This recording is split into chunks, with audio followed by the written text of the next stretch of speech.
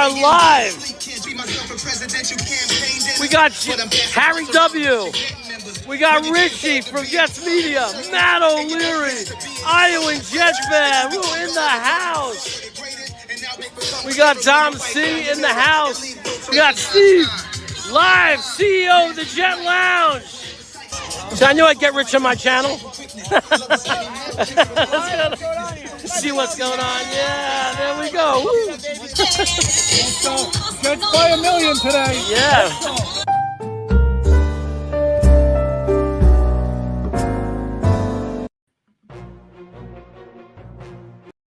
Just kidding. I'm not going to make you sit through that. What is up? Good morning, everybody. Morning. I am up so early. We're here to talk about the New York Jets. Of course, that's what we're here to talk about. What else do we talk about over here? Well, sometimes we talk about pizza. Sometimes we talk about hot dogs. Sometimes we talk about where to get the best pastrami, where to get the best knishes. But, what are you going to do? We like to eat too. You know what I mean? That's part of the whole thing, by the way. Part of the whole thing is that we don't just price off. We don't just, talk. We don't just talk about the Jets. We talk about food because food is part of football. Only Lee Cravat goes to a football game and doesn't eat, right? Everybody else is excited about the food. You go and you get food. You pay more. They have you as a trapped audience, but you go. Some of us go and we tailgate. We do some tailgating. And the reason we do that tailgating is so we could eat food. That's just another excuse to eat. I once brought an aluminum foil, like 20 pieces of bacon cooked. And my other friends had a vodka Bloody Mary mix. They already had it made in a giant pitcher, and we had a bag of ice, and we made Bloody Marys, and I would stick a piece of bacon in everybody's. It was great. It's just part of football. But Bryce Huff, Ellie Rafster wants to talk about Bryce Huff. Bryce Huff is amazing. He has the best get off on the team. I love saying that, get off. But that's what it is. He gets off the line of scrimmage and starts pushing towards the quarterback really fast. And the speed in which he does that makes him very dangerous.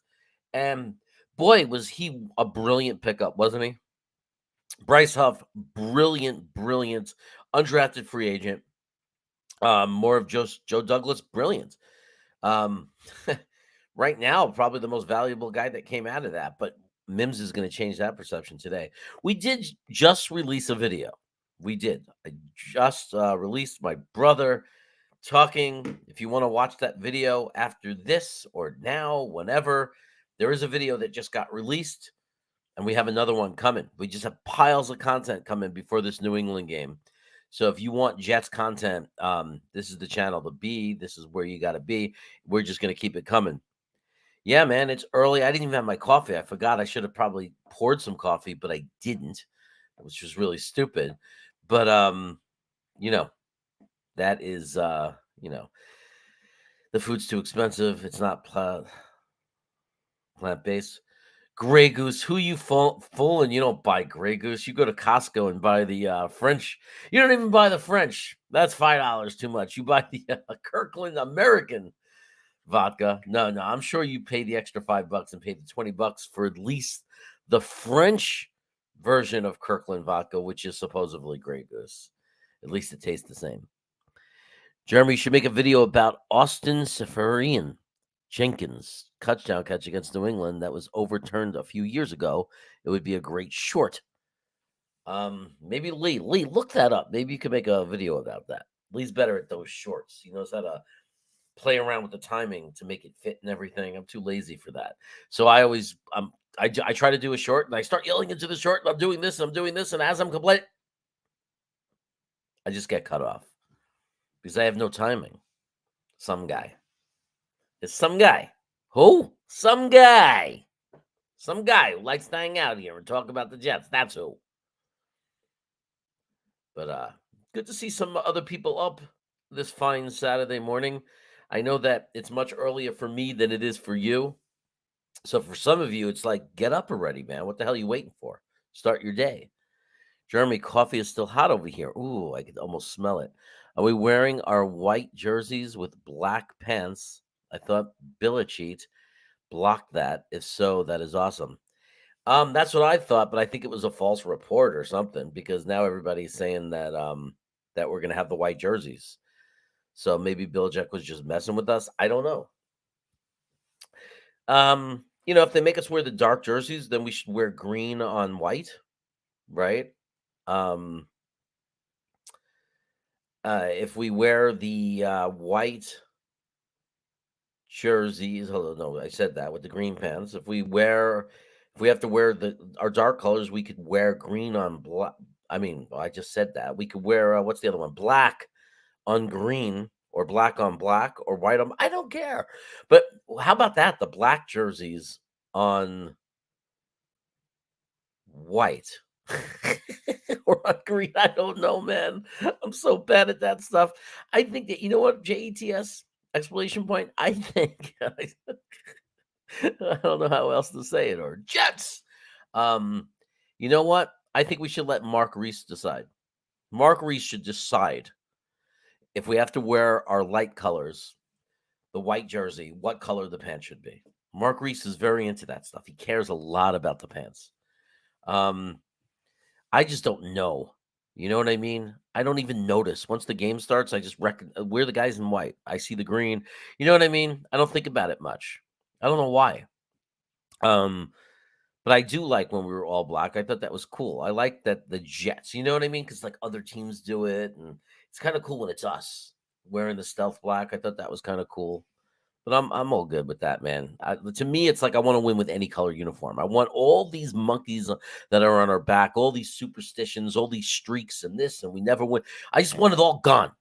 I want one real thing to be true, and that is when the Jets play football, they win. You know what I mean? We come into town, the other team is like, "Oh boy, how are we going to win this game?" We got the Jets coming. That's what I care about more than anything. YouTube sucks. I never get a notification when you went live. I just started, so don't worry about it. It doesn't suck. It's 8 minutes I've been live, Matthew. 8 minutes. Did you hit the notification bell? Lee loves to say that. He goes, hit the when you subscribe to the channel, go to that page. There's a little bell. You have to hit it. And Lee likes to do this. Ding, ding, ding, ding, ding. So that helps. And then you got to turn your phone, your cell phone, which is what most people have on them every second of the day, to allow YouTube notifications. And it's that simple, and you'll never miss me. You'll never miss me. I'm the decider, and then I say no pants. If I'm the decider, then I say no pants. That's weird, man. You want these guys in their underwear? They're the ramblings of madman. These are the ramblings of a madman. I am a little bit of a madman.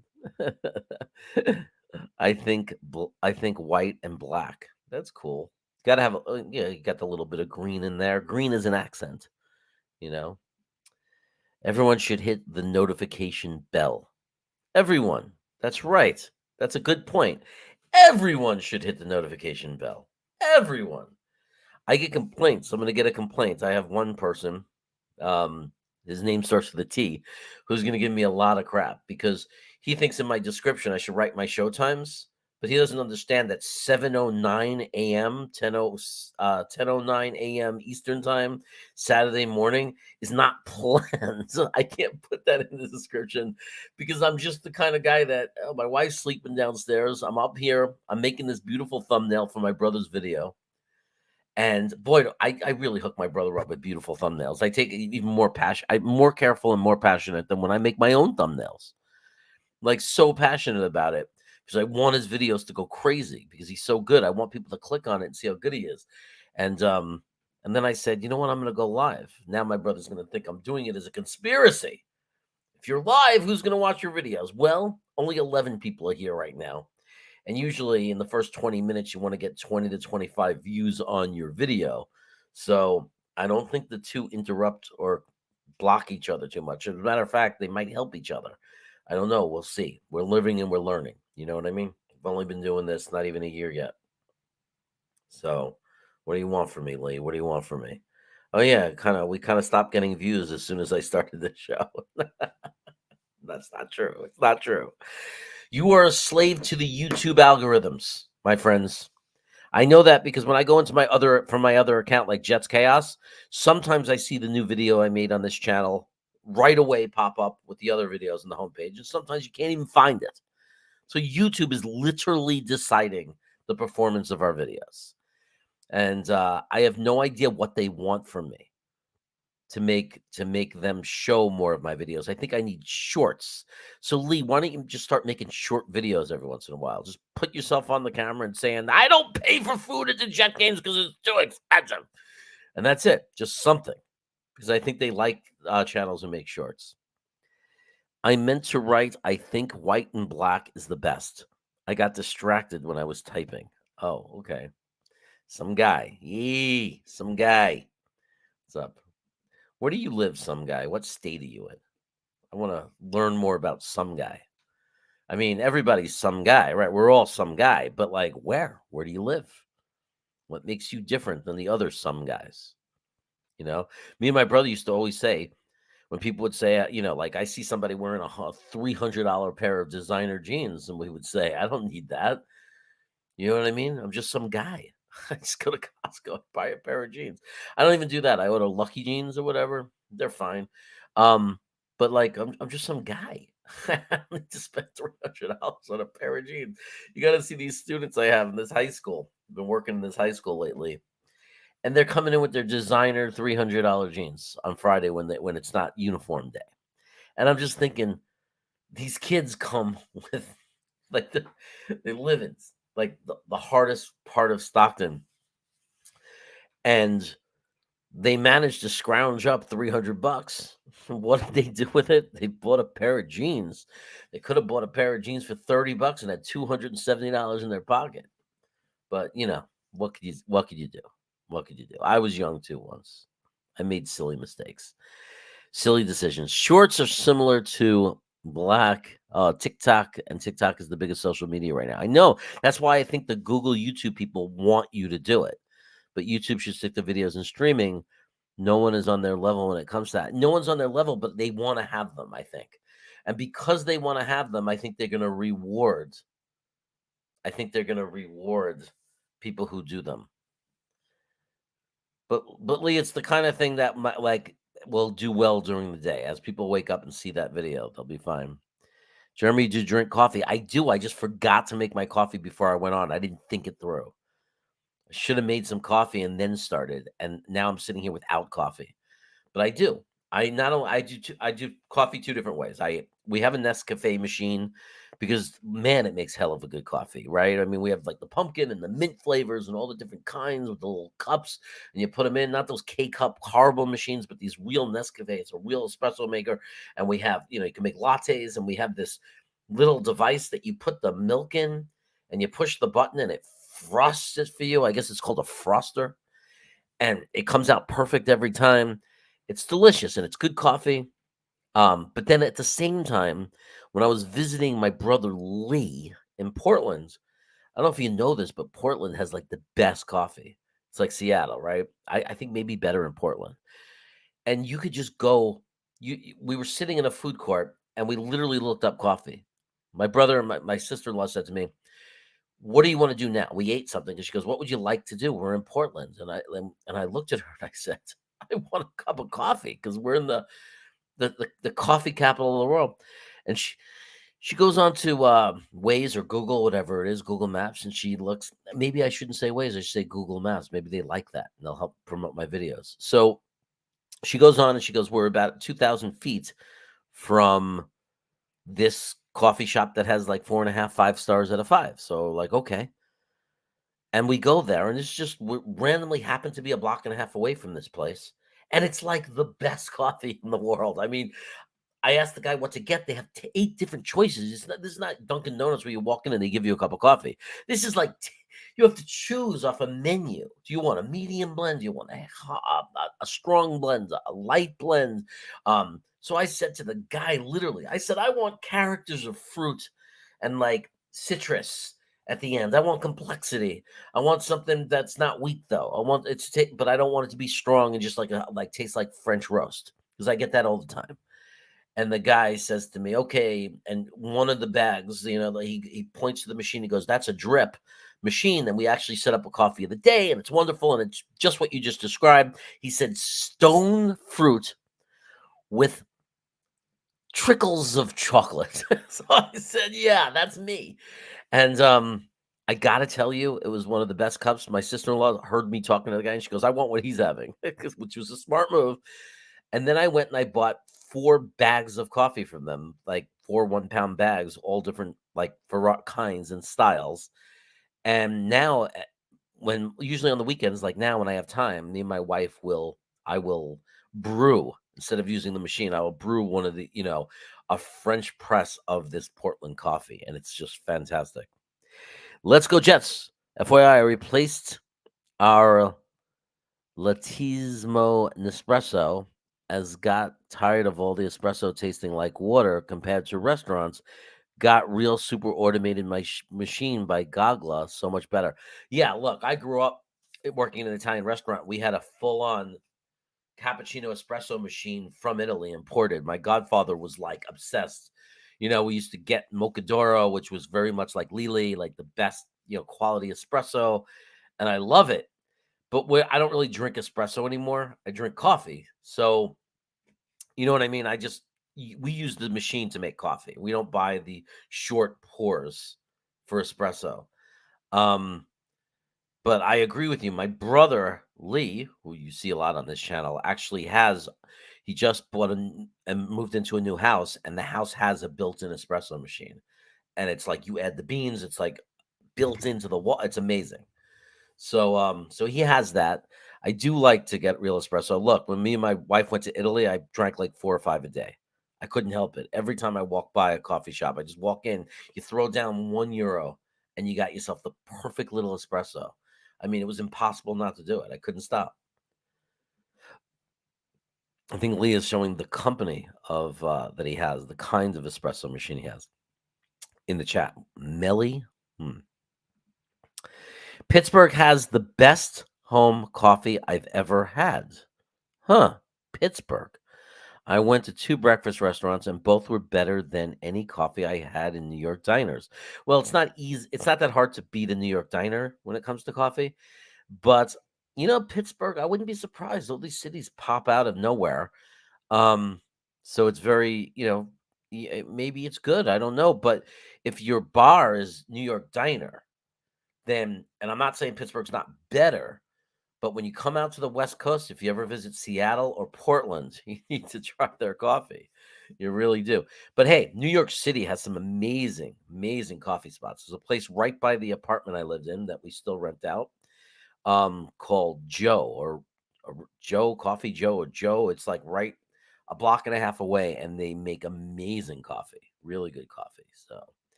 So an espresso now in Italy is now €1.2. It's government controlled, people, so they can't make it too expensive. So it's funny. You want an espresso, some places are still €1. My brother's wrong because they're not all the same, but some of them have raised it to €1.2, which is not a big deal. But it's funny because if you want to add some hot milk and make that a cappuccino, some hot frosted milk, it's now €5 because the government has a law to protect the sanctity of espresso, that they're not that they have a limits or caps of how much they're allowed to charge for them. So they'll try to upsell you when you get espresso. They'll say, "Why you don't want a cappuccino? Come on, and make a cappuccino so I can charge you €4 for about 2 ounces of milk."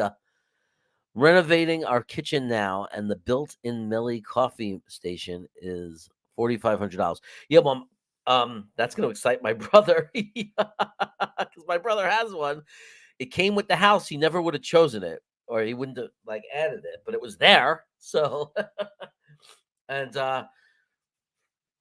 Jay Stones, I think the key thing though that you have to consider is what's the cost of like maintaining it, right? Like if it breaks, you paid $4,500. Does it come with a warranty? Is there, a certain amount of time where they'll come to your house and fix it? Like, I look at those things because I always think of the worst case scenario. I always think of the horrible moment that I'm gonna be standing there scratching my head and it doesn't work, and I paid $4,500 for this thing. But but if you're doing that, cheers to you, man. I mean, you're a passionate espresso guy. Nothing but respect for that. Reminds me of my godfather. Like I said before, this guy was he wasn't just my godfather. He's like my best friend's father, but ended up being like one of my best friends in the world. Most amazing human being. I loved him. Miss him to this day. He passed away a couple of years ago, but he taught me everything about espresso. And believe me, man, he was so picky. Like when you had to make it, like with the real machines from Italy, you have to press hand and then you lock it in. And if you press too hard, it didn't come out right. It was burnt. If you didn't press it hard enough, it didn't come out right. And man, when I was a kid and I started making it using the machine and making the coffee for him, it took me a long time to be able to learn how to do it to his satisfaction where he didn't complain. He'd look at me and say, "Yeah, you're stupid. Go back, try again." What's up, Hank G? Good to see you here, my brother. Stained is same price. I don't know. Stained? I don't know what the hell you're talking about. Lee. Okay. I love government controlled places because the government doesn't know what they are doing. Marijuana in Canada is like 4 times cheaper than the stuff you get in New York and much better. Well, the legal marijuana in California, the dispensaries, is much cheaper than New Jersey. I'll say that. I watched a friend when I went in for the opener pay $35 for 10 milligram pieces of fruit juice or whatever it was. In California, that's $10. So it's literally less, a third the price, if not a little less. So in California, you pay more for gas, you pay a lot less for weed. Maybe because it's grown here and there's so much competition. I went to Japan a few years ago and they have espresso and coffee and vending machines. Yeah, they'd have that in Italy too, and a lot of places in Europe, like a soda machine, a warm can of coffee. Oh, I never heard of that. A warm can. That sounds interesting. Do they have sugar in them already, or do you have to drink them just like plain? I need the sugar, people.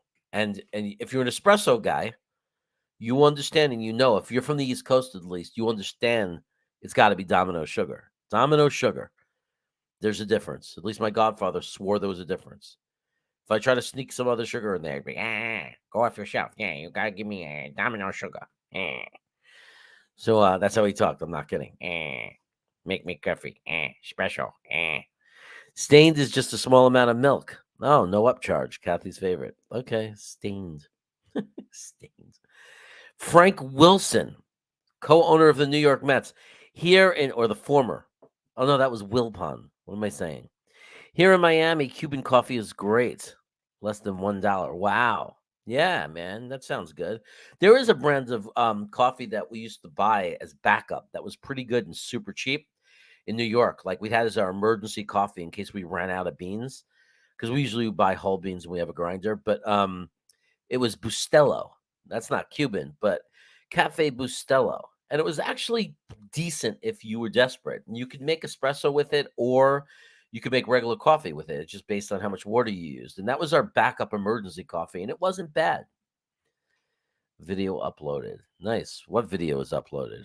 You made the new video that we made. Yeah, me and my brother made a new video. It's a new show called Double Chaos. We made our second version of it. I mean, you guys, when we're done with this, if you want to check it out later, it's going to pop out and be released today.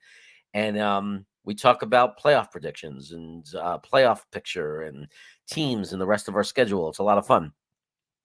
Marijuana farms in Canada are booming and well run. Aren't they? Isn't it cold up there? Like, do you have the climate to grow good marijuana? Because the thing about Humboldt County in California is just like with our wine. There's like perfect climate. Like they have the hot days and the sun, but then they have the cool evenings. So I'm just wondering. But just like Canadians make ice wine, do you make ice marijuana? That probably makes a difference in the quality.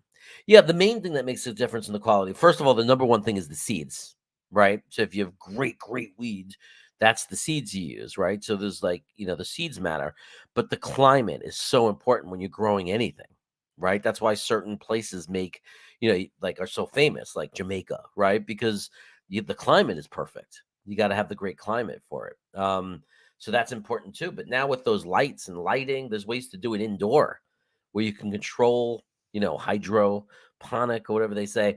You can actually create the perfect conditions. So it's just the conditions and and the seeds. But also, I guess you learn to know your climate. So maybe in Canada they figured out this is the best seed. This is the best way to do it here.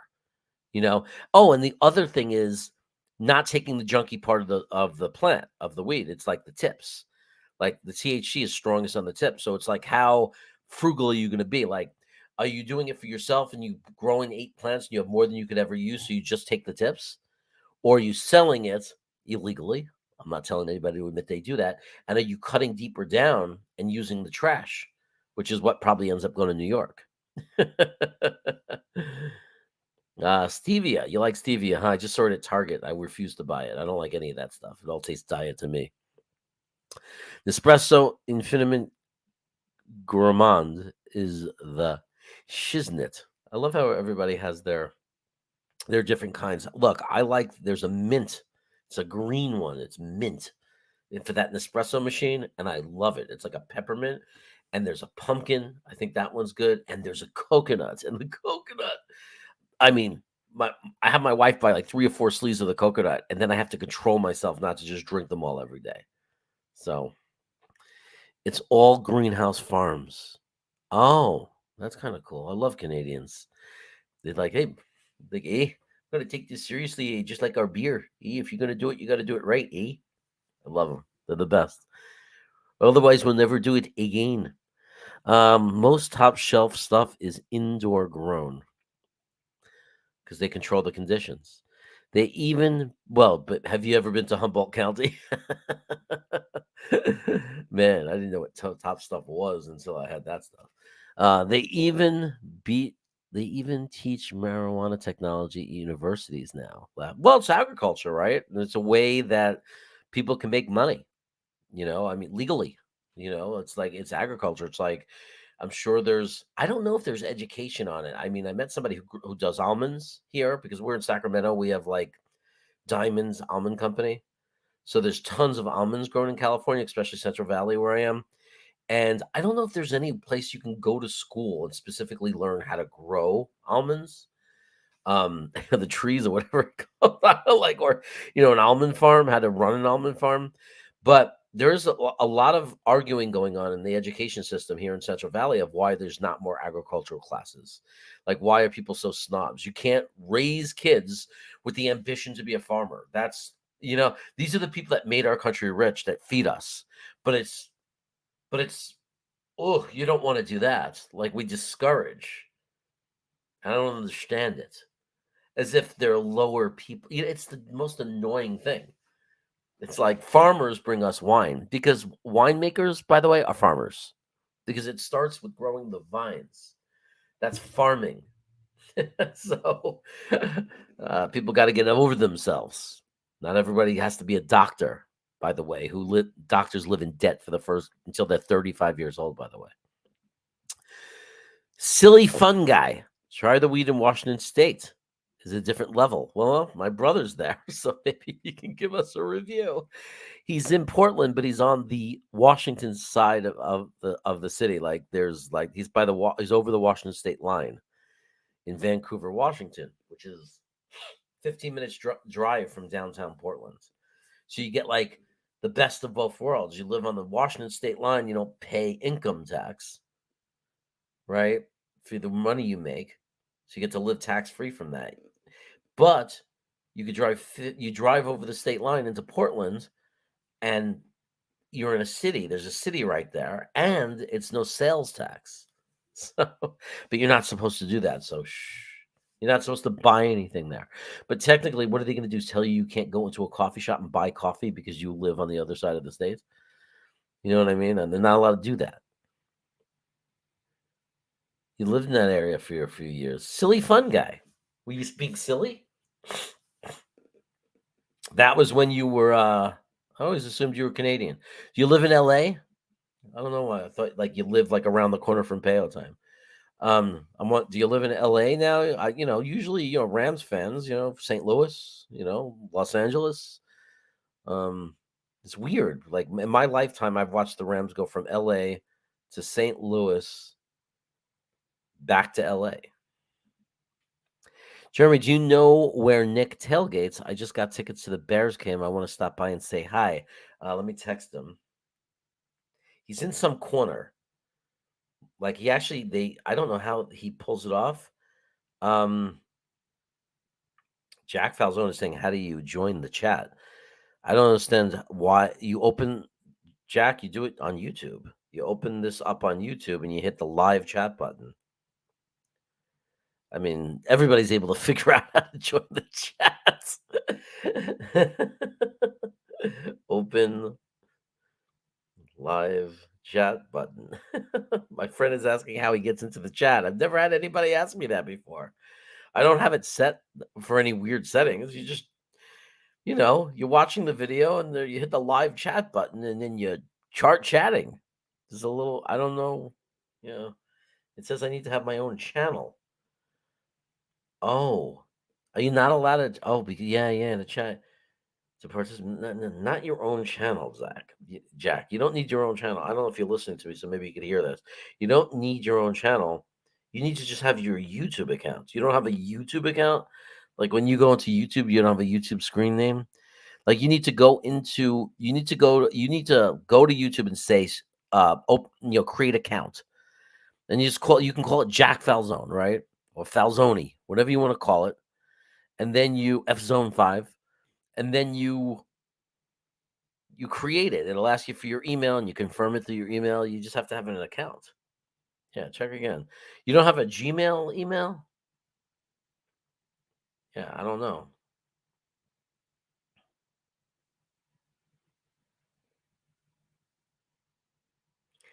That's so funny. It's the first time I've ever had somebody not be able to get in.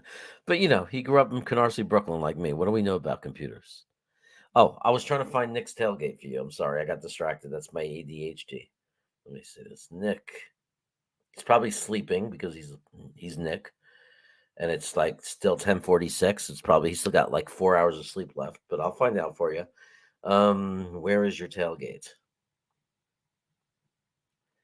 His tailgate's very good, by the way. Go early before they run out of Taylor ham, egg, and cheese sandwiches. Okay, and but Nick likes to call it pork roll, egg and cheese sandwiches, so don't call it Taylor ham because Nick is stupid. Okay, where is your tailgate? All right, I'm asking for you, buddy. I'm asking. Uh You live in Eastern Washington. Oh, so you're still in Washington State, near where Cup went to college. Cool. So so I wonder how far from Vancouver you are. So, but I like it up there, man. I had a good trip up there visiting my brother. I like Portland. I like the food trucks, man. I like downtown Portland. Everyone's friendly. Lots of outdoor bars with heaters where you're sitting outside drinking beer, and so much fun in Portland. It's nothing but fun.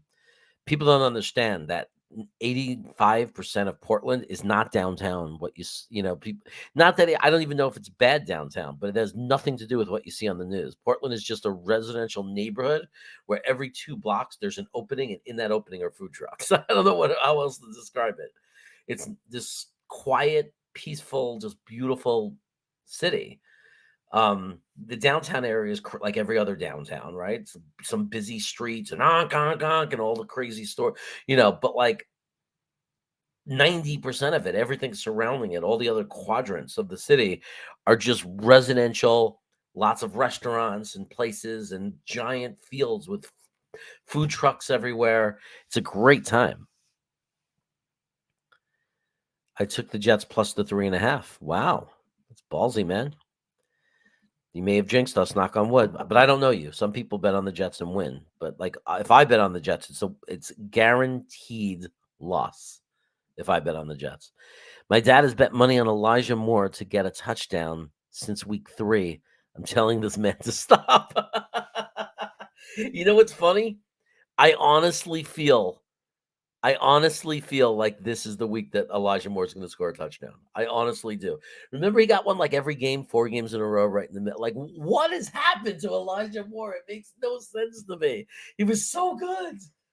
And now it's like, I mean, the last few weeks don't count because he's been in the doghouse, but my God, they've got to get this guy in the action. Like, how are we not using him? He's so good. He really is good.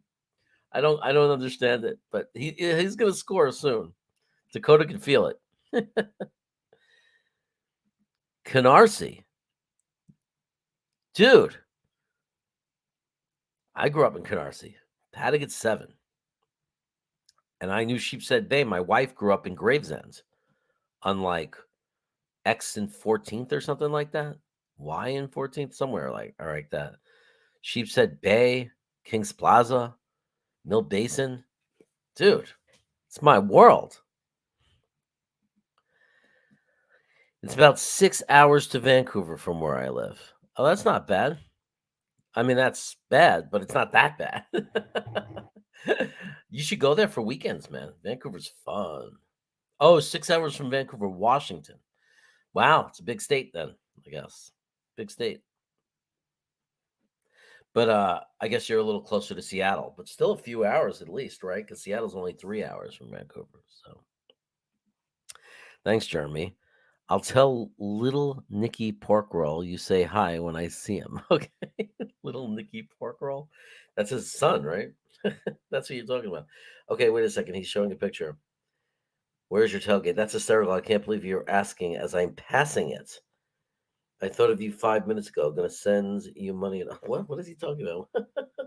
Okay, I'm reading out like a personal text from Nick. So hold on. He's gonna send me money. I wonder what I did to deserve money. Um, no, but let me ask him. Somebody is asking. Somebody is asking what section. He's sending me money and I'm insulting him. It's funny. Yeah, there's an irony to that, isn't there? K5 back corner, and it is the back corner, like it's up against like where all the cars are pulling into the parking lot. So it really is in a corner, which is really cool because it's like a nice safe area where you can throw the ball around. Again, he wants you to call it a pork roll, egg, cheese, and sandwich. Do that, but then as soon as he gives it to you and you have it secured, say thanks for the Taylor ham pork egg and cheese sandwich, and he'll probably say it's not Taylor ham, it's not Taylor, because out of spite he doesn't use Taylor. I think he uses Trenton or the cheapest brand he can find. Grew up in Starrett City, but remember going to Canarsie for the movie theater close by. Yeah, hey, Canarsie movie theater, man. I saw the Return of the Jedi opening day at Canarsie movie theater. I saw Rocky 4 at Canarsie movie theater. I saw about a million movies in Canarsie movie theater, but those are the ones that I specifically remember seeing it. Empire Strikes Back I saw with my brother in Manhattan. I was a little kid and he took me. Lee took me to Manhattan with my other brother, and we ran through the pouring rain from the train station. And even though it was opening day, there was only 20 people in the theater, in a giant theater, because it was pouring. And it was during the day on a school day. We cut school or whatever. We didn't have to go to school because it was a Star Wars day. But Canarsie movie theater, Starrett City. I used to know all the buildings because my godfather owned an Italian restaurant you may have heard of if you lived there in the 80s, because everybody from Starrett City would order from us, called Bruno's Restaurant. We were in Canarsie on Rockaway Parkway and Flatlands, and we were one of the places that delivered food and pizza to Starrett City. So I used to go with the delivery boy because so he could pull into the rotunda of the building and I could sit in the car. When I was like 14, 15 years old, that was one of the things I did. I would sit in the car with him. I would sit in the car while he went up and delivered the food to watch the other deliveries. Because when we went to Starrett City, we'd bring like 4 orders. And I would look at the map of Starrett City, or when it was a new delivery boy, by the time I was doing this for a few months, I knew it inside out. I was the one that would guide the delivery boy. I showed him how to get to the different buildings. Remember how that was, right? It was really easy. Like C was the easiest when you pulled in. The C's I remember were really easy, but some of them, the F, got a little tricky. So anyway, I would sit in the car and do that with him. We would deliver. So I knew Starrett City inside out. But remember when they used to advertise it like a world in itself? We have a school and all the shopping. Like you never have to leave, and it's like, oh boy, that's what I want to do. I want to live in a little tiny micro city and never leave. That sounds like fun. But no, what was cool about Starrett City too? Eventually, the first White Castle, at least that was anywhere near Canarsie, opened up, And I was jealous because the people in Starrett City just had to go down Pennsylvania Avenue, not too far, and you can go to White Castle. From Canarsie, it was a longer drive. But as soon as one of my friends got a car, White Castle, baby, like it. And I'll never forget the guy who was trying to get in here and chat. His name is Jack. He was older. He was my brother's friend. He's 3 years older, so he had the power to get White Castle. And we would. He's also the owner of the restaurant I keep talking about. We would bring White Castle back to the restaurant to eat, which was the weirdest thing to do. Like, luckily, his dad, Charlie, who I was talking about before, never caught us, because he probably would have said, why find your door? Why you eat White Castle hamburger in restaurants, stupid? So, uh, you want to troll some Dolphin fans? Just don't get your butt kicked, man. Oh, he's here. He's here. Nick is here. So, tell him what section, buddy. I already announced the section, so he won't eat at my tailgate if he calls it with made up names. I love how personal people take this stuff. Snowball is here. John Hepburn is here. What's up, guys? Green Bean just released a video, or at least I just got notified of it. But don't watch it yet. Wait until you're done here. Hey, man, why you tell him not to watch my video, man? D section. Is that where you're sitting? Yes, I know Bruno's for real. What do you mean you know Bruno's for real? Like, that you're not kidding, that you know the place? Or are you saying you know Bruno's for real, like you knew Bruno? But remember, there was no Bruno. So it was funny because people would come in and say, I know Bruno. It's like, his name's not Bruno. If you know him, tell me his name, because his name is not Bruno. But that's cool. If you know, if you used to go to Bruno's in the 80s or 90s, you saw me because I was in the front all the time. I grew up in that restaurant, literally. I was raised in that restaurant. So if you ate at Bruno's, if you went in there for things and you were a customer, there's no way you didn't come across me. It's him or Jack, who's trying to get in here and chat. He's watching, because there were times where he and I just ran that restaurant. We would sit in the back when it was slow, and we would flip baseball cards and play that game colors with baseball cards. Jack would send me to Jetro to buy baseball cards that he would play with them. I heard Brees Hall had surgery done yesterday. Is it true? I don't know. I was upset that why didn't they do it right when he got hurt? Like, I don't understand. What are they waiting for? But then I realized, because my wife is, in the medical world, that sometimes you have to wait for the inflammation to come down. Like, it's not good to do the surgery right away. You wait for everything to calm down and then you do the surgery, so that it's actually better. And in the long run, he'll be healthier faster because they waited. So I said, oh, so if he did the surgery, that's great. Look, they're always going to say it went well. And you know why it goes well? Because they use the greatest, the best specialists in the world. So of course it's going to go well. So the hope we have with him is, first of all, ACLs, people have come back very successfully from them, and it gets better and better. Even like Adrian Peterson came back, and it's gotten better since then. Like, so the recovery from it, like Pickens, George Pickens, he's back already. I don't know about Mechie, if he's back yet, but you come back from torn ACLs much, much faster. So I think we have to hope that he comes back. We need him 100%. Like, it better not be he comes back and he just is okay and he's like a good running back that gets 1,000 yards rushing. Like, he was going to, before the injury, he was going to be the best running back in the NFL, or up there with the big three. That better not be wasted. Like, he better come back 100%. But he's 21 years old. The technology is good. He's going to work hard. We have to hope he comes back.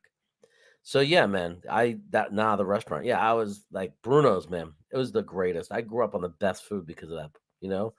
The best food. So if you went to Bruno's, just know I did everything in that restaurant. There's nothing in that restaurant I didn't do. Like, at least once I was the dishwasher because the guy didn't show up.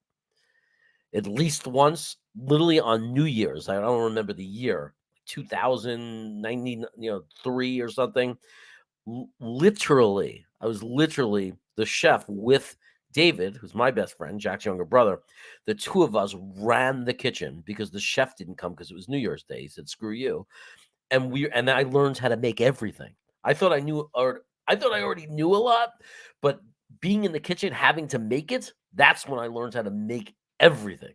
Chicken French, chicken marsala. I learned to do it all that day.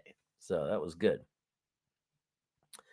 Bree shared a video and then deleted it post-op. Oh, that's interesting. If you were to root for another team in the NFL, which team would it be? I think I would have ended up a Giants fan because I live in New York.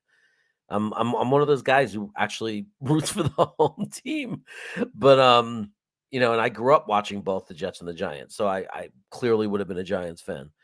But if not that, maybe the Raiders because I've always maybe if I would have been a little bit later in becoming a football fan, it may have been the Raiders just because of Chris Berman when he'd go. Now let's look at the Raiders. At that, the way he said Raiders, the Raiders, and then because of the music, their whole war song or whatever. And then, they have that voice comes in from what was his name? Jack Turney. And then Lyle Alzado came for the Raiders. And that you see John Madden running around the sideline, turkey and chicken. I would have been a Raider fan.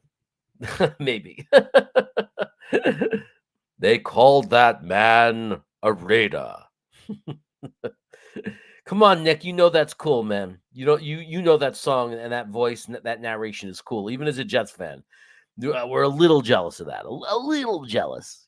Come on. I mean, we don't want to hire that guy to do something else.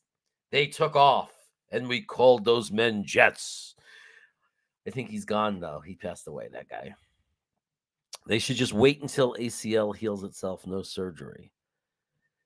ACL does not heal itself if you tear your ACL, does it?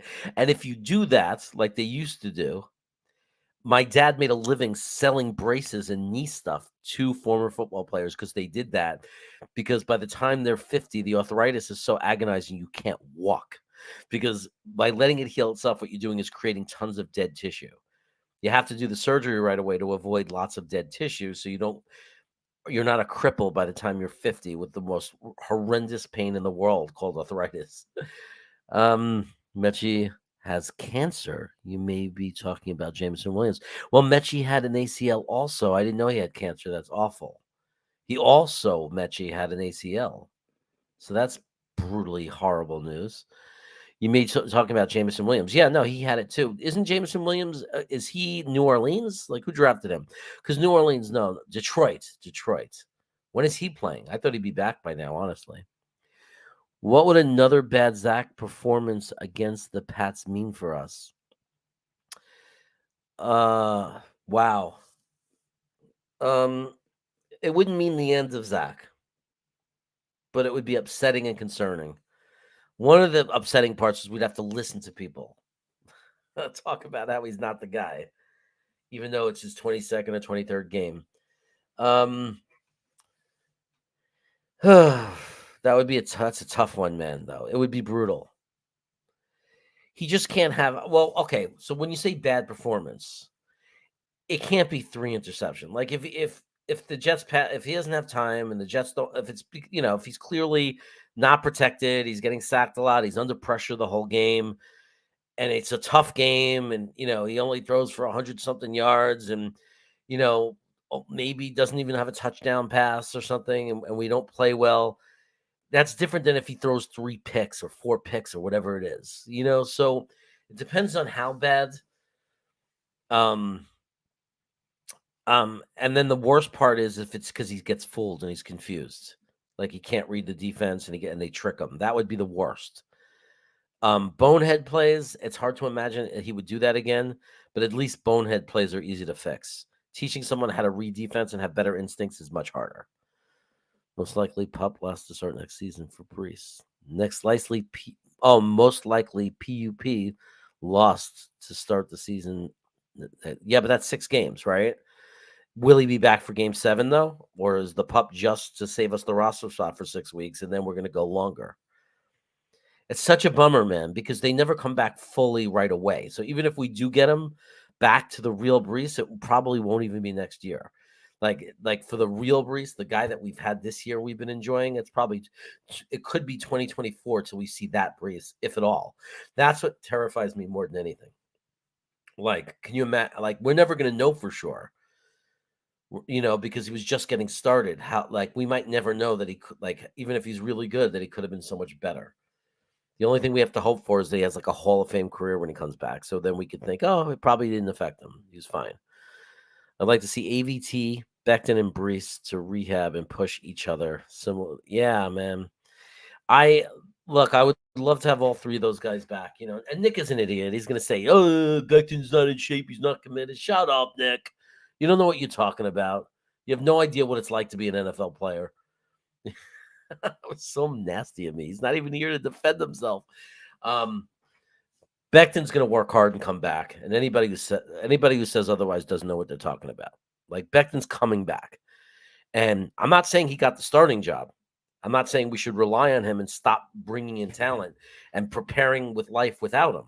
I'm just saying I'm predicting he's going to come back and he's easily going to win a spot because he's Becton, and I watched him play his rookie year, and when he's healthy, he's the best offensive lineman we have. I'll say that. Well, not better than AVT, but he's a better tackle. He like, you know what I mean? AVT could be a great tackle, though, so I don't want to say that like too matter-of-factly. But Becton's coming back. We're going to have Becton on that offensive line. We're going to have AVT on that offensive line. Tomlinson will be on that offensive line. Max Mitchell will be on that offensive line. And as long as he comes back and keeps getting better, he was on a trajectory of being a very special player. Dwayne Brown will be a backup guy that we have as depth if he decides to come back. And then the question is McGovern. I think we're going to extend McGovern, but he might want too much money because although people love to jump on McGovern, other teams are going to come for him because he's better than more than half the centers in the NFL. And there are a lot of teams that center is a very big problem, and they're going to come and they're going to come and pay him. So if we don't want to pay for McGovern, we might have to draft. I don't want to pick somebody up because there is nobody. So, and it's hard to trust a rookie, right? If we're going to like draft a center, and it's not a great year for centers so far. Like no one's getting too excited about any centers. So I don't know, man. Good morning, Jeremy. Good morning, Green Beans Burner. What's going on, my friend? Steel Stone is here too. The problem is Hall's injury gets re-injured easily, so he will be monitored for years to come. Yeah, people re-tear hamstrings, don't they? Not a very good burner, Green Bean. I've never seen as much doubt for a 6-3 team that we are experiencing from Mina, Nick Wright, and all the talking heads. Yeah, man, it's because of our history, right? Like it's just like it's basically where are you on. Yeah, we owe the Giants. We do owe the Giants. It's where we are. It's history, right? And it's like it's for every Jet fan and every person every NFL fan. It's how long does it take until you can let go of things that have nothing to do with the present? And those past years for the Jets up until 2020, let's say, they have a little something to do, right? Because there were some players. And then last year, we have to have some connection to that team, obviously, because it's that, same team, same coaches. But everything before that has nothing to do with the team we are right now. Nothing. All those years of losing, all the jinxes, all the things that people say. If you're being reasonable, if you're not, unless you're somebody who believes in the tooth fairy, no connection. And that's what these NFL experts, nobody says they're smart. You know what I mean? Nobody says these are bright people. Oh, the Jets will be like they always are. They're just a tease. Remember, these are the Jets. As if these Jets have anything to do with the 2017 Jets or the 2018 Jets or the 2014 Jets or 13. There's nothing to do. Nothing. There's no connection at all. Every player from back then is different. The coach is different. The general manager is different. There's nothing in common. We don't have the same systems. We don't have the same people. Nothing is the same. Nothing. And guess what? A football team is only the people. I say that to the schools all the time. Well, the school's always been a bad school. I go, well, what makes it bad? We have a school 2 blocks away. They serve the same community. That's a good school. The only thing that's different are the people. So if you fix the people, you fix the organization. And we did that. So I'm not saying that means it's a guarantee we're not going to come out and stink it up and not make the playoffs. I'm not saying that because we don't know these people yet. But you can't base it on the Jets of the past. You can't. It's different people. It's not the same team. It is completely different. The only thing that's the same is the colors they wear and the uniforms they wear. That's the only thing they have in common. The name and the color of the uniform. The only thing that stays the same are the fans. We're the ones that are the same.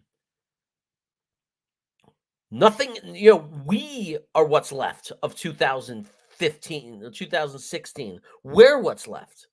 The fans. So the biggest nonsense is the role when you see these experts saying, well, the Jets will collapse because they always do. They're a lousy organization. That's so stupid. This organization's in its second year. Really. Third, technically, if you know what you're talking about, second. Because we stripped down that team from 2020. We stripped it down to its bare knuckles. So they don't know what they're talking about. It's just stupid. It's not like an opinion. It's just pure stupid. Because how do you compare a team? How do you compare the 2022 Jets to any of the other Jets teams in history? Like, what are you going to do? You're going to talk about 2018? You're going to talk about 2017 and tell me that it's the same organization? It's the same team? That one has anything to do with the other? It doesn't. Nothing to do with it. Completely different. So I don't care. Snowball, do some plumbing, man. Make some money.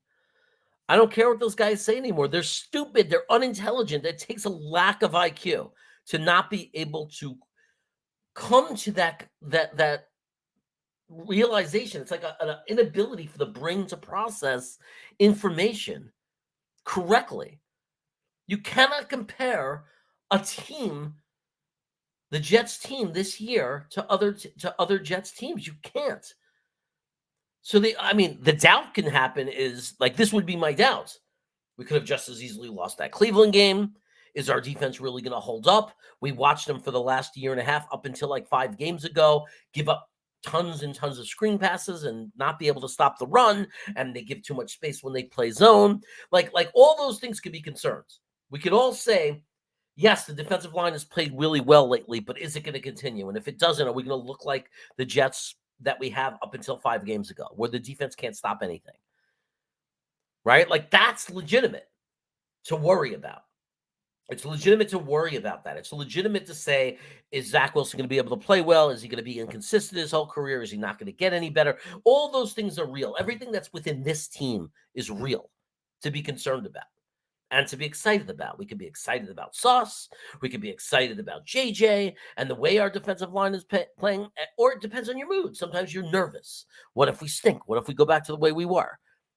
Just, in the beginning of the season. What if, but you gotta push out all the negativity from everything the Jets have ever been before last year, because it doesn't exist. The people don't exist. They exist somewhere else. Adam Gase is somewhere else. All those players are somewhere else, except for a couple.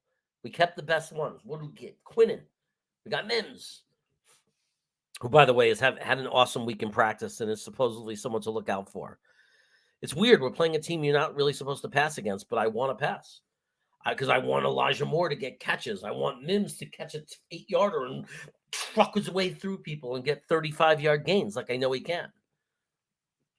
What do you think of the key adjustments to the previous game that are needed to get this win? I don't think we need to make any adjustment except Zach not playing hero ball and we don't get fucked over by a penalty. Because remember, we were supposed to be up 17-3 going into the half, and that changes the entire game, right? But it's just bullshit penalty. And I'm not saying the refs cheated and didn't follow the rules. The rules were that was a penalty, but there's some subjectivity. I mean, And it was stupid for JFM, really stupid. He didn't have to do it. But he pushed him like a baby. He didn't run into him or use his helmet. He pushed him. We're in equipment. It's football. It's the NFL. He knocked me over. Who cares? And they took away and they made a 10-point swing. They changed the entire football game, and the Jets never recovered. So the adjustment is, one, if something bad happens, let it go and recover. So that's an adjustment, right? Because we totally died when that play happened, was called back. Number two, really number one, Zach cannot make the bonehead mistakes. Just play like you did against Buffalo. Take what the defense gives you. If it's not there, either fall on the ball or throw it out of bounds if you can get out into the pocket. Just don't do anything stupid. Don't try to win the game in one play. Just, if the play works, great. And if it doesn't, it doesn't. So, but otherwise, there's not more adjustments we have to do. We were the better team. We were beating them. Like we really were beating them. What went wrong in the second half is they never recovered from the reverse touchdown. They just didn't recover, like psychologically. So they have to be mentally stronger. When something goes wrong, they're going to have to let it go. Let it go. That's what the great players do. They let it go. You can't harp on the last play. That's what makes the best golfers in the world, right? Tiger Woods would hit a bad shot. He'd walk up, he'd be in the rough, and then he'd hit a shot onto the green.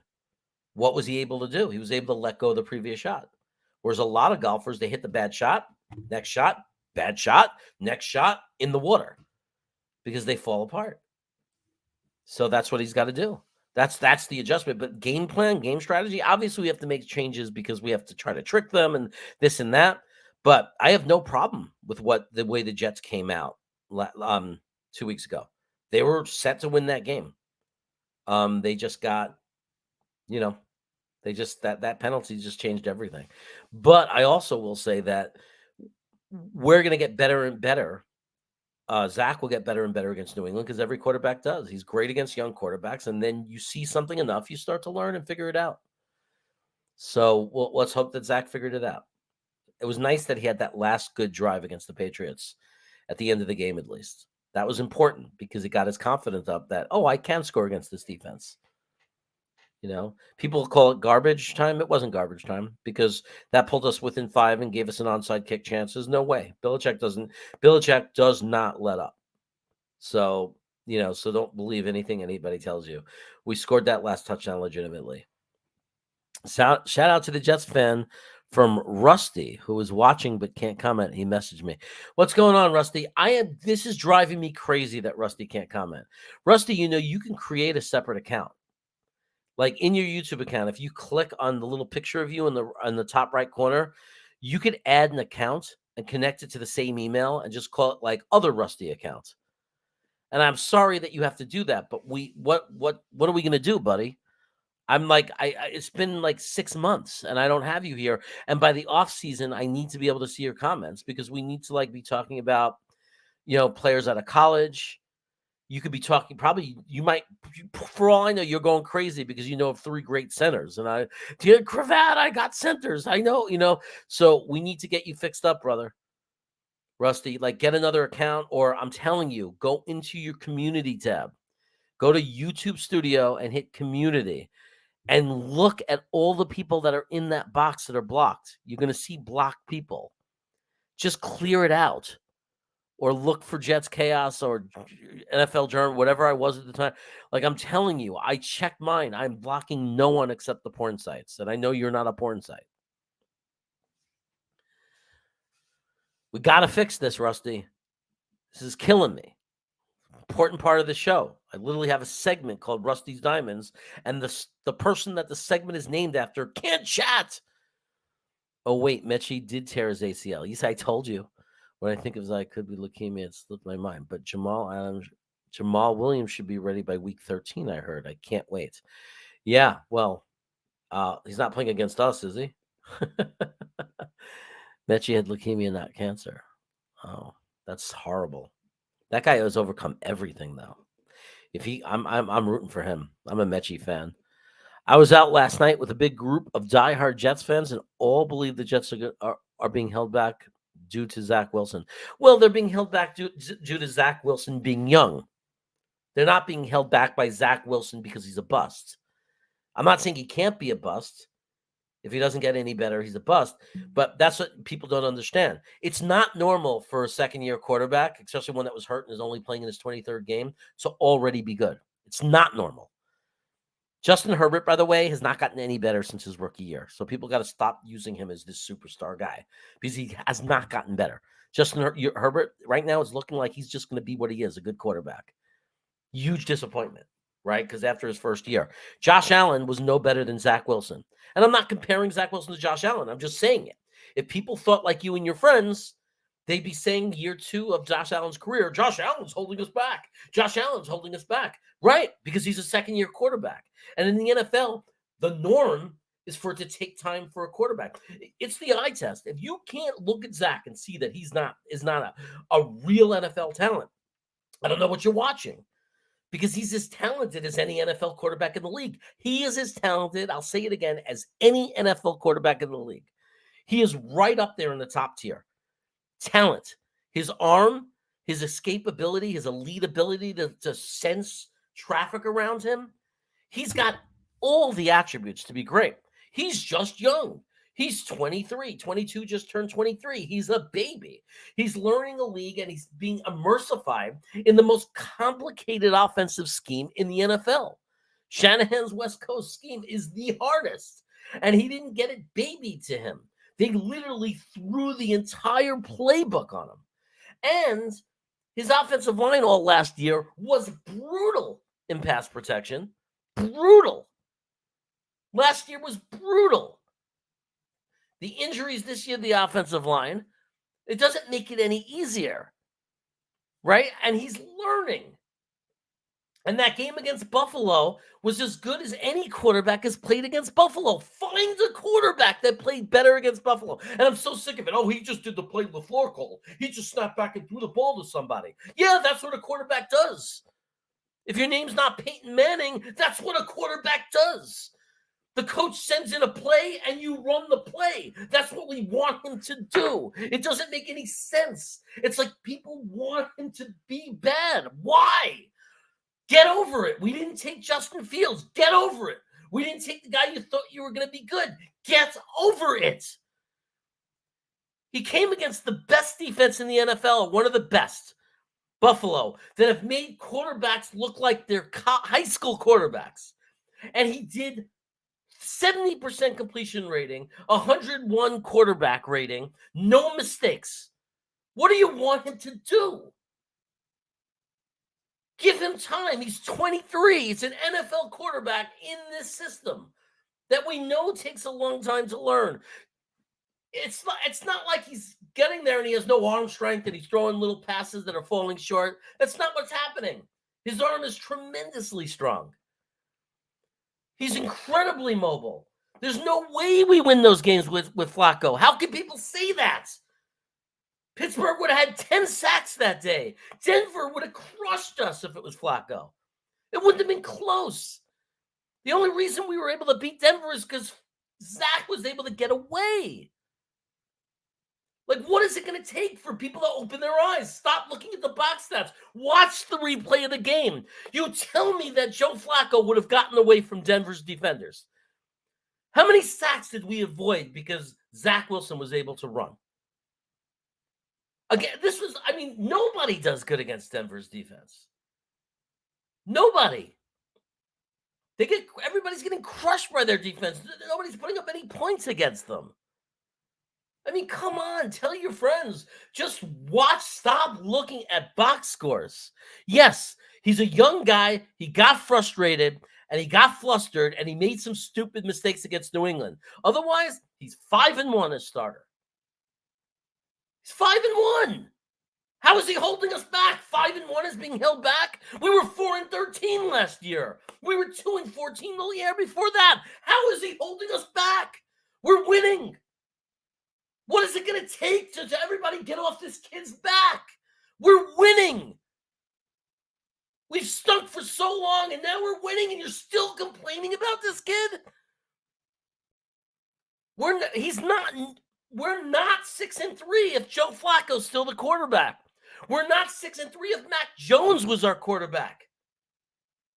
And I don't know if we're 6-3 if Justin Fields was our quarterback. I don't know. Yes, he would have avoided the sacks also, but does he make those passes against Pittsburgh? You know how many key passes Zach Wilson has made during this streak? You know how many passes he's made that he's had to make the moment he made them? Stop looking at box scores. Go to a real football game and watch the game and forget about stats. And just watch the people on the field. That's how you determine who's good and who's bad. It's called, you use your eyes. You're watching this kid running for his life. They're not blocking for him. You're watching him keep them alive. And then you're looking at a box score and total yardage and saying he's not good. I mean, what game are you watching? If it wasn't for stats, you'd no way be saying this. Yes, he played bad against New England. Josh Allen played bad against us. Should Buffalo bench him? Is he a bust? I guess Josh Allen's a bust. How could he have played so bad against us? Oh, what's that? Our defense is really good, right? We put him under tons of pressure, right? Well, what do you think New England did to Zach? What do you think? Why does every other quarterback get a pass? Why does every other quarterback get a pass? Why does every other quarterback? Well, we know he's a good quarterback. It's just the defense was great. So he didn't have a good game. But with Zach, it's always a bust. Come on, man. We're 5-1 with this guy.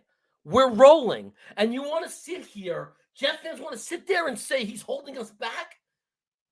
We were 4-13. Can't you at least enjoy this? Can't you enjoy this? You can't enjoy being a winning team? Be a fan. A fan is hoping Zach is better. Instead of sitting there saying, he's not the guy for us, he's holding us back. Why not just hope he gets better? Why not hope he? You're a fan. Don't you want him to get better? Let's hope he plays like he played last against Buffalo, against New England. That's what you're supposed to do as a fan. Stop being obsessed with being right.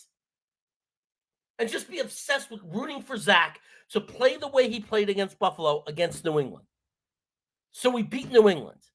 And then hope he does it again and again. And you could say, oh my God, now that Zach has gotten rid of the bonehead mistakes, and now that Zach is starting to read defenses better, he's really good. And celebrate that.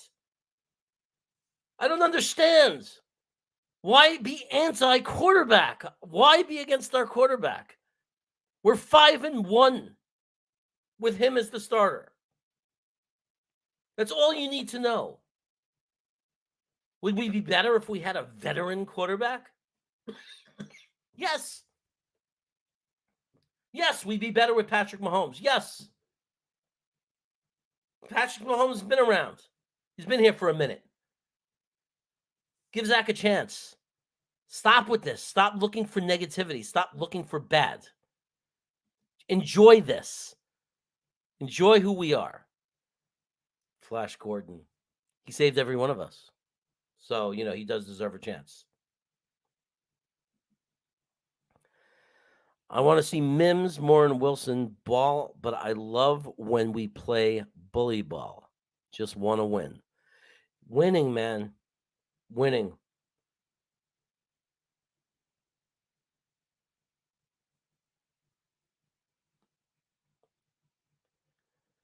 Yeah. So, look, the New England game was just all psychological. It was all mental, that first game. We did give up. It's not that we gave up. There were a young team that we couldn't get over it.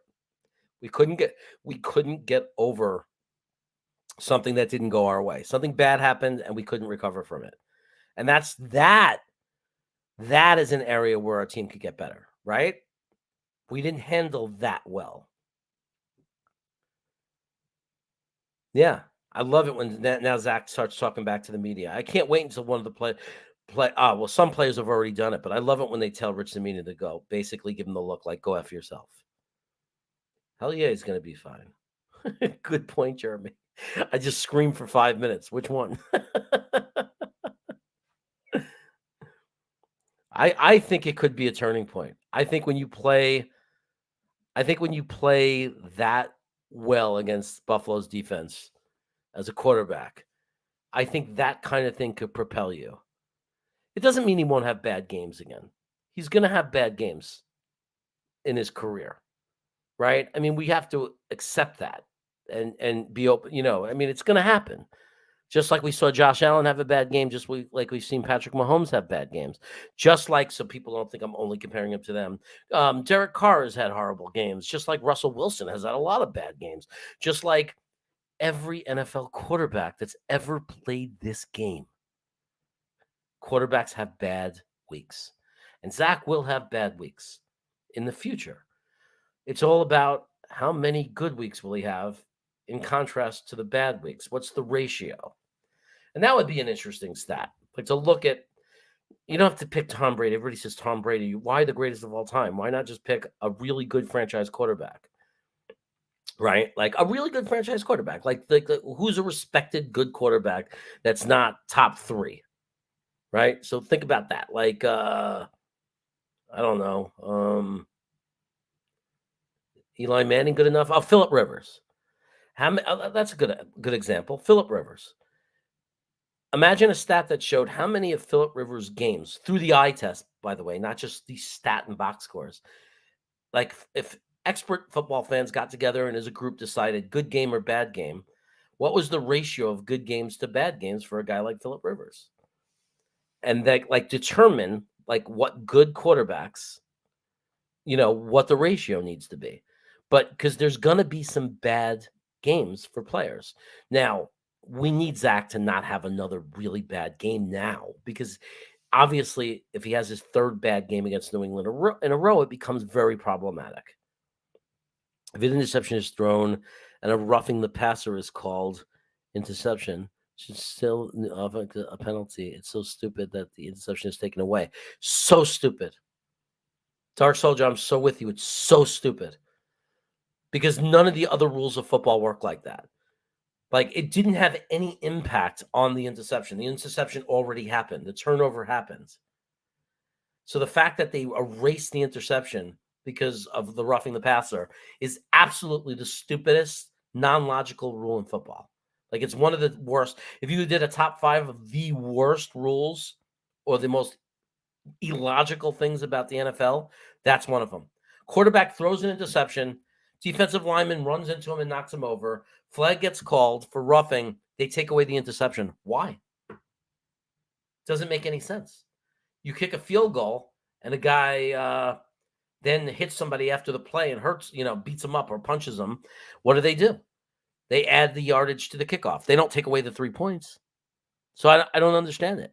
The play had already happened. It's stupid, but it is the rule. It's not the ref's fault. Now, the ref didn't have to call it because there's a million holes. There's a million times where a quarterback gets run into after a play. He could have said, I'm not going to take away their touchdown because he pushed him with the hands. I'm going to warn him and say, don't do that again, because he did it with no intent to hurt him. He didn't go in with his helmet. He didn't try to crush him.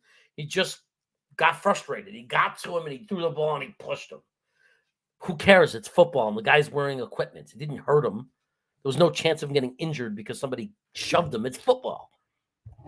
So that was annoying. It's an annoying subjective call. But it was much worse. It was much worse that JFM touched him to begin with. That was worse because there was no reason for it. That was stupid.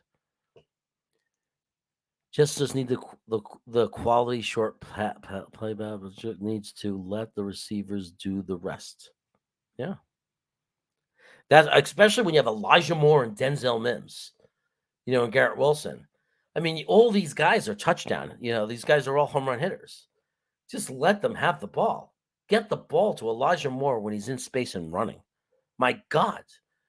Get Mims the ball in any kind of space, and he is an animal. He is a beast. And then don't be afraid to throw to Garrett Wilson when it's a contested play. Let him do his magic. He's going to be one of the best contested pass catchers in the game. He's actually has an easier time catching the ball when it's a hard, difficult fight for the ball catch than when it's an easy pass right in space where he tends to sometimes drop it.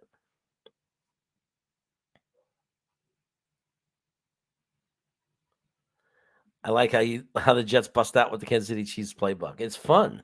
It's fun that they do that. That LaFleur does that. That he takes things he likes from other teams. But if you look at the running game from the Niners, the running game from Green Bay, and the running game for the Jets the last 3 or 4 weeks, it's almost if these guys are in the meeting room together. Like the schemes, the blocking schemes, the way the running plays are working out. The only way I think the Niners changed it up a little bit because they were doing like quick pitches with the ball. But now let's watch the Jets and see if the Jets do that because they were doing a lot of little delayed draws. Let's see if the Jets start pitching like the way the Niners were, like quick turnaround and pitch the ball. It'd be interesting to see if that happens because believe me, these coaches are all really good friends and we're all running the same kind of blocking and running scheme. So it will be interesting to see. But man, that last drive against the Bills, man, that was the best example of the running game that we have seen in the 2 years since Saleh and LaFleur have come here. Like there's nothing better. If you want to watch the peak of our running game, you watch that last drive, that 6.5-minute drive against the Bills in the fourth quarter. That was textbook running. Like if we could run like that all the time, we would never lose. I mean, that's impossible to do that because the defenses will make adjustments. But I'm just saying, if you were able to do that effectively with our defense, forget about Zach Wilson or a quarterback holding us back. We wouldn't be able to lose because we just not only did we run up the field on them and run the length of the field, but we took tons of time off the clock and kept the other team's offense off the field. So, that's just you can't do better than that. Can't ask for two better things. Yeah, people talk to, but also people, Jets gang, people like to look at statistics that don't mean anything. My brother did a whole video on it. It's the one with the thumbnail with Mr. Miyagi. Always look eyes. That means look for yourself, because quarterback rating is nonsense. Do you know that if Bryce Hall would have gotten into the end zone where he got stopped at the 1-yard line with Berrios blocking and doing everything he could to get him in, if he falls into the end zone, that's 14 more points in the quarterback rating for Zach Wilson. When Zach Wilson throws in, or when any quarterback throws an interception off the receiver's hands to the opposing team, they lose about 10 points in their quarterback rating, even though they did nothing wrong. 4-point loss because your receiver just dropped the ball. Quarterback rating tells you it's a little indicator, right? When it's way over 100, it means the quarterback probably played well, and when it's 50, the quarterback probably didn't play well. But it's a flawed statistic. It's flawed. Watch the games. The game doesn't, the stats in the box score doesn't tell you what the protection was like for the quarterback. It doesn't tell you which passes were throws out of bounds that were actually great plays because you saved the sack and you had no time and nobody was open, and that it was the best thing you could have done as the quarterback, because throwing the ball would have meant interception and not throwing the ball would have meant sack. So you threw the ball out of bounds. So the stats could look awful, but the quarterback played perfectly. So the eye test comes before everything else. That's what people don't understand, especially non-Jet fans that aren't watching the game. They literally check the box score and say, Zach Wilson stinks. It's like, but you didn't watch the game. What is it going to take? What if you just didn't have offensive lineman? There's just the center and the quarterback. He snaps the ball and he gets sacked every time, or he's running for his life. Did the quarterback have a bad game? Did he stink? Is that his fault? That sounds like a good. Oh, I'm way behind in the chat because sometimes I'm like, he just threw the ball right to the cornerback. But sometimes he does. So, sometimes he does throw the ball right to the quarterback and makes a mistake. But that was really last year. I haven't seen that this year. Right. But there was one interception against New England it's not that he threw the ball right to the cornerback. He admitted it. He said, I try to put touch on the ball and drop it in. And when he does that, when any quarterback drops the ball in, and you have two lines of the defense, you have the receiver in between the zone, and the ball just drops perfectly in, we go nuts. Oh my God, that's the best pass I've ever seen. Well, sometimes it floats. It doesn't drop. It floats into the defender's hands. It happens to every NFL quarterback. Tom Brady's most of his interceptions are those kind of interceptions. He's too smart. He doesn't misread the defense. He lets one go. He tries to put the touch on it. It doesn't work. He lofts it and it gets intercepted. Well, that's okay. That happens unless it happens all the time. Unless the guy's just not talented enough and he constantly doesn't have the touch. But that's not true with Zach Wilson. It's not true. It happened once, maybe two of his interceptions this year. It happened, his interceptions were the most coachable interceptions in the world. He got frustrated and made some bonehead plays. It's the most coachable thing in the world, as proven, because the week after the New England game, he played a tougher defense and threw 0 interceptions because they were fixable problems. So, by the way, I see a lot of new names. If you haven't subbed to the channel, please help me out and sub to the channel. I'm about 12 away from 2,000. My goal originally when I started the channel was to get 1,000 subs in a year. I said, man, if I get 1 year, 1,000 subs, I don't have to be like these other guys, like, that explode or whatever. I was like, but man, I would love to be 1,000. I'd love to monetize the channel. I'd love to get to 1,000 subs in a year. What happened was I hit 1,000 in July, and I don't know why, but once I hit 1,000, I flew to 1,800, 1,700. Then I got stuck there for a long time. Here I am, literally a week away from my 1-year anniversary of creating this channel, and I am 12 subs away from 2,000. So I'm not going to ask you to do it as a favor, but if you like this and you're watching, right, and you like the videos that I make or whatever, and you haven't subbed, because I pop up anyway, so you figure, what's the point? I see this guy when I need to. I don't need to sub, or I'm just not, I just don't get around to it or whatever. Just know that if you're watching the videos anyway and you like the content, it's the best way to just like, help and support me. Like if you haven't subbed but you watch the videos, please, just do that. And liking the video and all those other things, but subbing is the best. Subbing and watching is the best support I can ask for. But obviously it's up to me to make it worth watching. You're not going to do it just because I asked you to. I watched a reaction of someone who doesn't really watch football. He only relaxed to the highlights of the good teams, and he was saying Zach Wilson guy is making real plays. He was giving praise. Yeah, well, if you watch Zach Wilson's highlights, it's pretty impressive because there are moments when his talent comes out, the flashes, where he, like I was saying before, he's as good as any quarterback in the NFL. So, I mean, that's not the right way to judge a quarterback completely either, obviously. You got to look at the whole picture. But it's an interesting perspective, Matthew, like to do the opposite of what the negative people are doing. The real answer is probably somewhere in the middle. Watch his good plays, watch his bad plays, try to understand the bad plays. Dom C came on and we were looking at tape, and he was showing that so many of Zach's plays that we thought were bad really weren't bad. Oh, that's good news.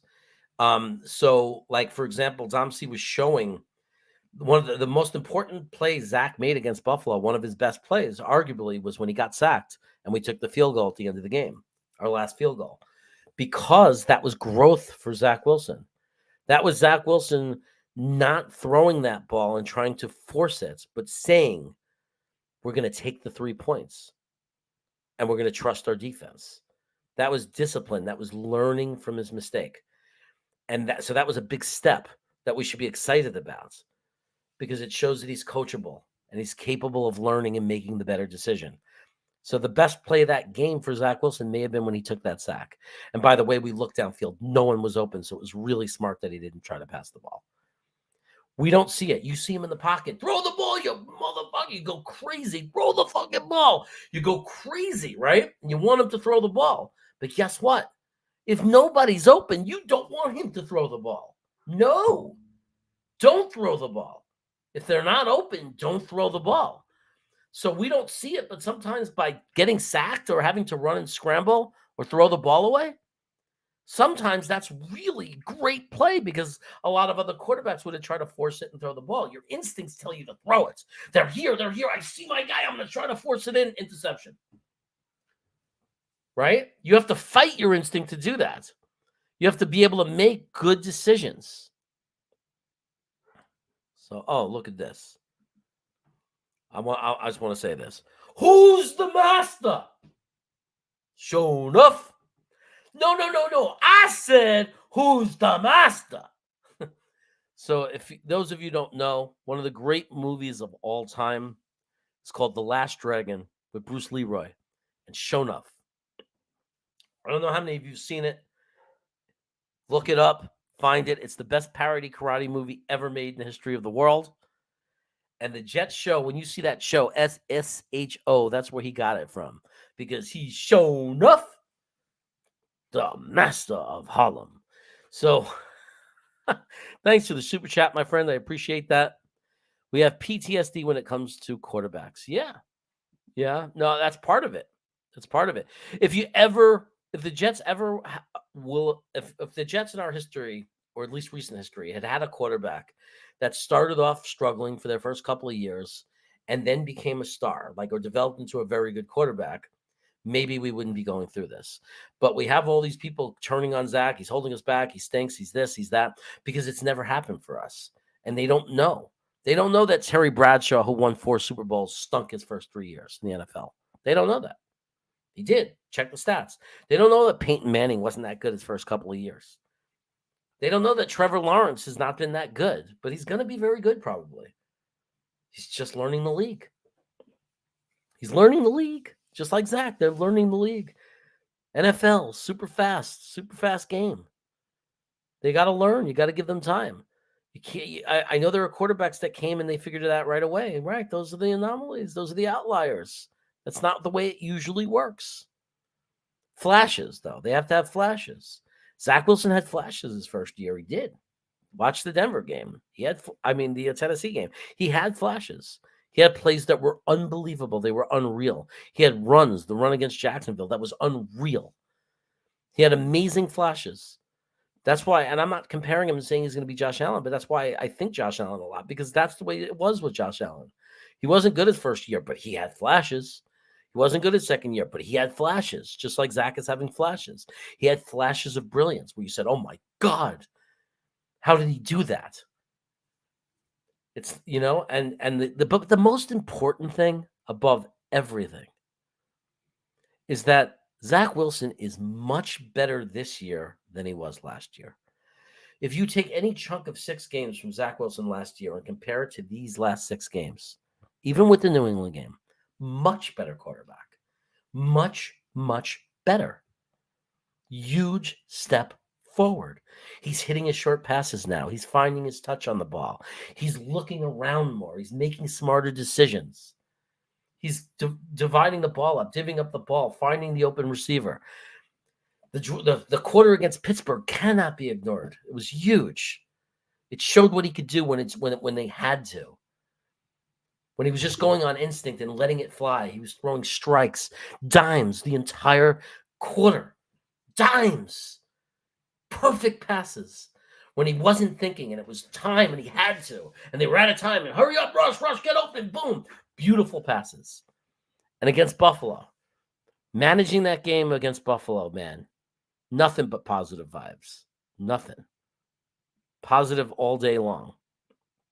Thanks again for the super chat show. I appreciate you. I'm going to have to go down and skip some. Sorry, guys.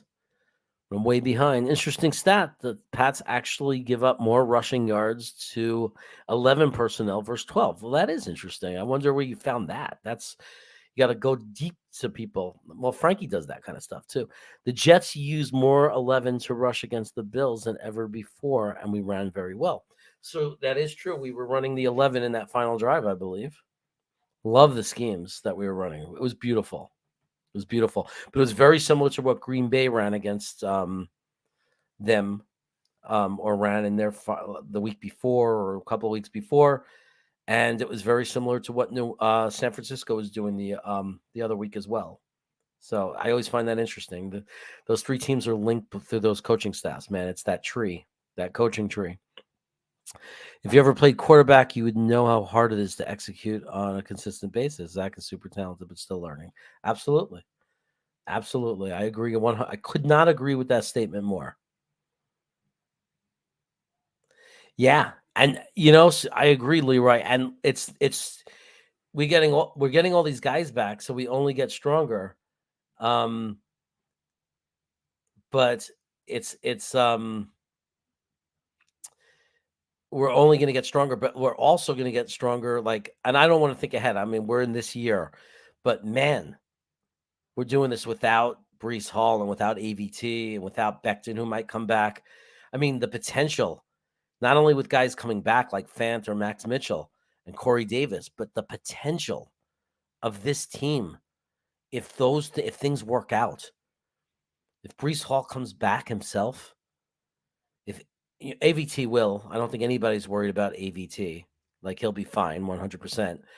But if Becton comes back, man, and he's that guy he was as a rookie, then we're even better. We have potential to take another giant step. Can you imagine the rookie Becton, like the way he played his rookie year on our offensive line? And AVT back? And Brees Hall, man, I hope he's 100%. Can you imagine on top of what we've been seeing the past few weeks from this team? I'm telling you, it's going to be crazy.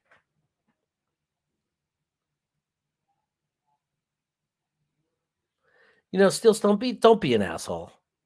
Don't be an asshole, man. I mean, now you're just being an asshole. Yeah, during the game, I get frustrated and say, is he a bust? I'm having doubts. Like every fan.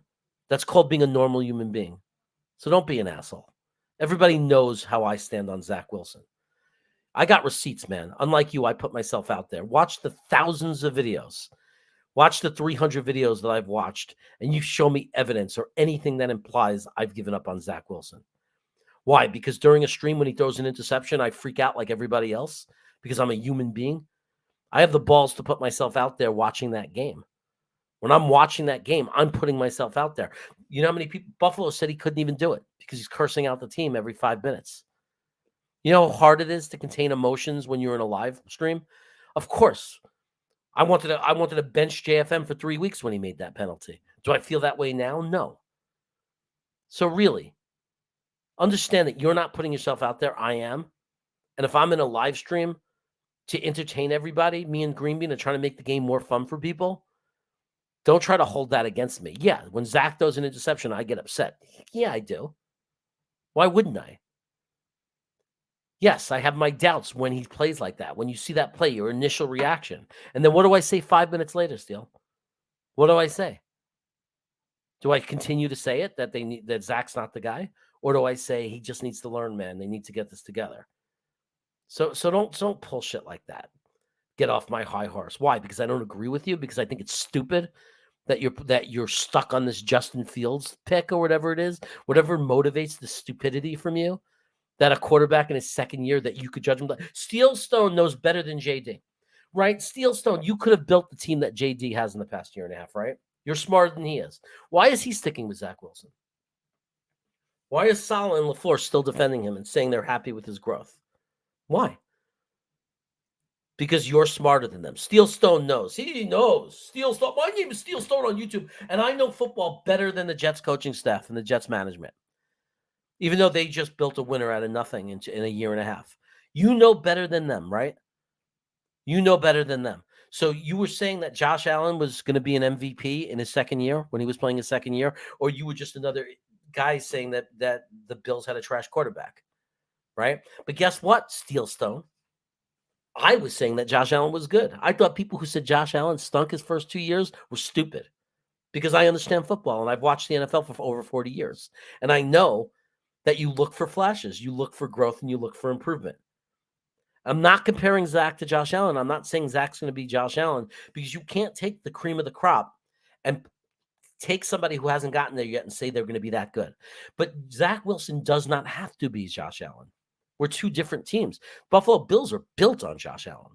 You take Josh Allen out, they're not the Bills. We're built differently. We're different because we're a different system. We don't need Zach to do as much. Now, when we need him, we need him. When we're down, like that Pittsburgh game, we need him. We need him to not make mistakes. There are moments on third down where we need him, right? The Niners went to an NFC Championship game and a Super Bowl at Jimmy G because the offense doesn't need a superstar quarterback. They don't need a Josh Allen. But in the Super Bowl, when he missed that pass at the end that would have won the game with a minute left for San Francisco, they needed him. So I'm not saying you don't need the quarterback. And to win the Super Bowl, you're not going to need him to play well. I'm just saying teams are built differently. We don't need Zach Wilson to be Josh Allen, but we could at least use Josh Allen as the example of you can't just define a quarterback their first 2 seasons. You can't do it. And they have a similar story. They came from small schools.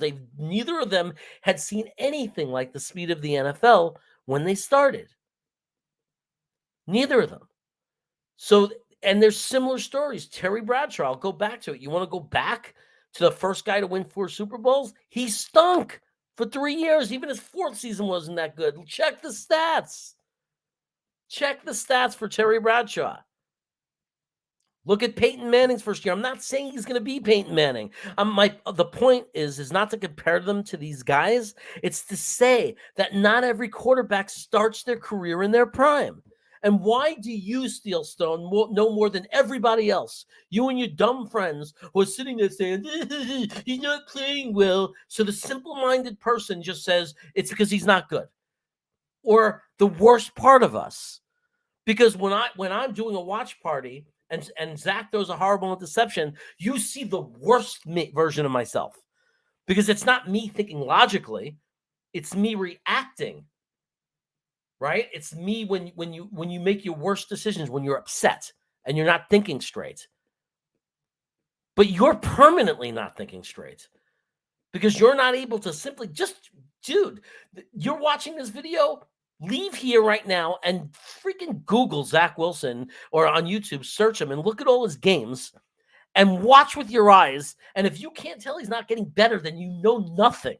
You're not able to see. Maybe your brain can't handle the complication of it. But if you don't see that this kid's getting better, and that's all that matters with a young quarterback, are they getting better? Because you don't know when they're going to stop getting better. If he stops getting better now, you're right, disappointment. But you don't know he's not going to stop getting better. And it's known in the NFL, if you've ever watched the NFL, that quarterbacks get better for the first 4 years they get better. Typically, year 3 is when you start to see it the most. Typically. We are seeing Zach Wilson get better. Do you think the Buffalo Bills thought that Zach Wilson, you think they're sitting there going, he's not that good? I'm not saying that they're saying that he's great, but you think the Buffalo Bills are not saying, wow, he did really good against us. You think the Bills are like real educated Bills fans are saying, well, Zach's not good. They just called easy plays for him. They're not saying that. They're saying, oh, shit, that kid played good. That kid played well. 100 quarterback rating against us. We didn't expect that. We thought we were going to shut this kid down. He's only in the 2nd year of his career. We thought we were going to crush this kid. But he played really well. He improved. Tampa Bay last year, same thing. They're like, wow. This kid has shown that he could play the quarterback position, but he's going to be inconsistent and he's going to have bad games because he's young. Here's a Buffalo Bill fan. He'll tell you. You think he's going to sit there and say that the Zach Wilson's a bust? He's not saying that. He's not saying he's going to be a star either. He's certainly not saying he's going to be Josh Allen. But if you ask this dude, he's not going to sit there and say Zach Wilson's a bust. He's going to say Zach Wilson's a young quarterback who played really well last week and has potential to be a very good quarterback if he keeps growing. If the Jets win, what will the score be? I think it's going to be 23-6. I think the Jets are going to win 23-6. And this is great. 23-13. You're the second person to say 23-13. I keep saying 23 and you know how I define this? Super Leroy and some other people think that the Pats are going to get like a garbage touchdown at the end. 27-10, I like that. 20-17. Okay, you think it's going to be tighter? I don't think so because I think that the Bills are much, much better than New England. And I think that we're going to beat New England a lot worse. Like, I think we scraped off a miracle win against the Bills. I don't think it's going to be like that. I think we're clearly and definitively better than the New England Patriots. I think the New England Patriots are the worst team in our division, and that all of us are going to beat up on them moving forward. My opinion on Zach, fans could criticize the kid, and fans could defend to a point he doesn't deserve a ton of love, and he doesn't deserve to be called a bust yet. Yeah, he's a question mark. He's a question mark, but I'm allowed to appreciate the game he played against the Bills because he played pretty much a perfect game. What's this? You decided to give me a super chat? Thanks, man. I gotta go to your channel. Do that for you sometime. I haven't seen you live though. I have to hit the notification bell or something. But the truth be told, I've been super busy, my friend. Super busy. But I appreciate the super chat. Thank you so much. Helps, man. It helps. All these things add up over time. My snackers, who are my members, the people just for watching my videos, like the super chats, it all adds up. It helps, it helps keep this thing going. So I appreciate you. New England runs defense isn't that great. Robinson has more time with the players and playbook. MC and Rum should dominate. Yeah, I like the sound of that. Thanks, man. Super nice guy. I love him. We'll definitely do a pregame show or something when we play again. The next time we play, I know it's a little while away. I think it's over a month away, but we'll definitely get together and do a show when they play again. All right. It's man, that's the worst thing is you want to hate the Bills. They're a division rival, and some of you it might be easier for you, but I know a lot of Bills fans, Bills Mafia. These are great people for the most part. Look, there's bad fans for every team. There's great fans for every team, but I'm telling you, overall, Bills Mafia, man, they do great things for people. They help a lot of people out. They get together as a community. They do a lot of good things. They deserve a lot of respect. They really do. Dark Soldier, the NFL crew does their picks every game, and one of them is a Pats fan, and he chooses the Jets to win straight up. Yeah, but you know what? I don't want to get too caught up in the I don't want to get too caught up in all that prediction stuff, right? I just want to go out there and win. Anthony Cook, do you think we can win with Zach having the same stat line from the Bills game? Do you think he should just? Oh no. We could win. Yeah. 70% completions. 70% completion rate. Are you kidding me?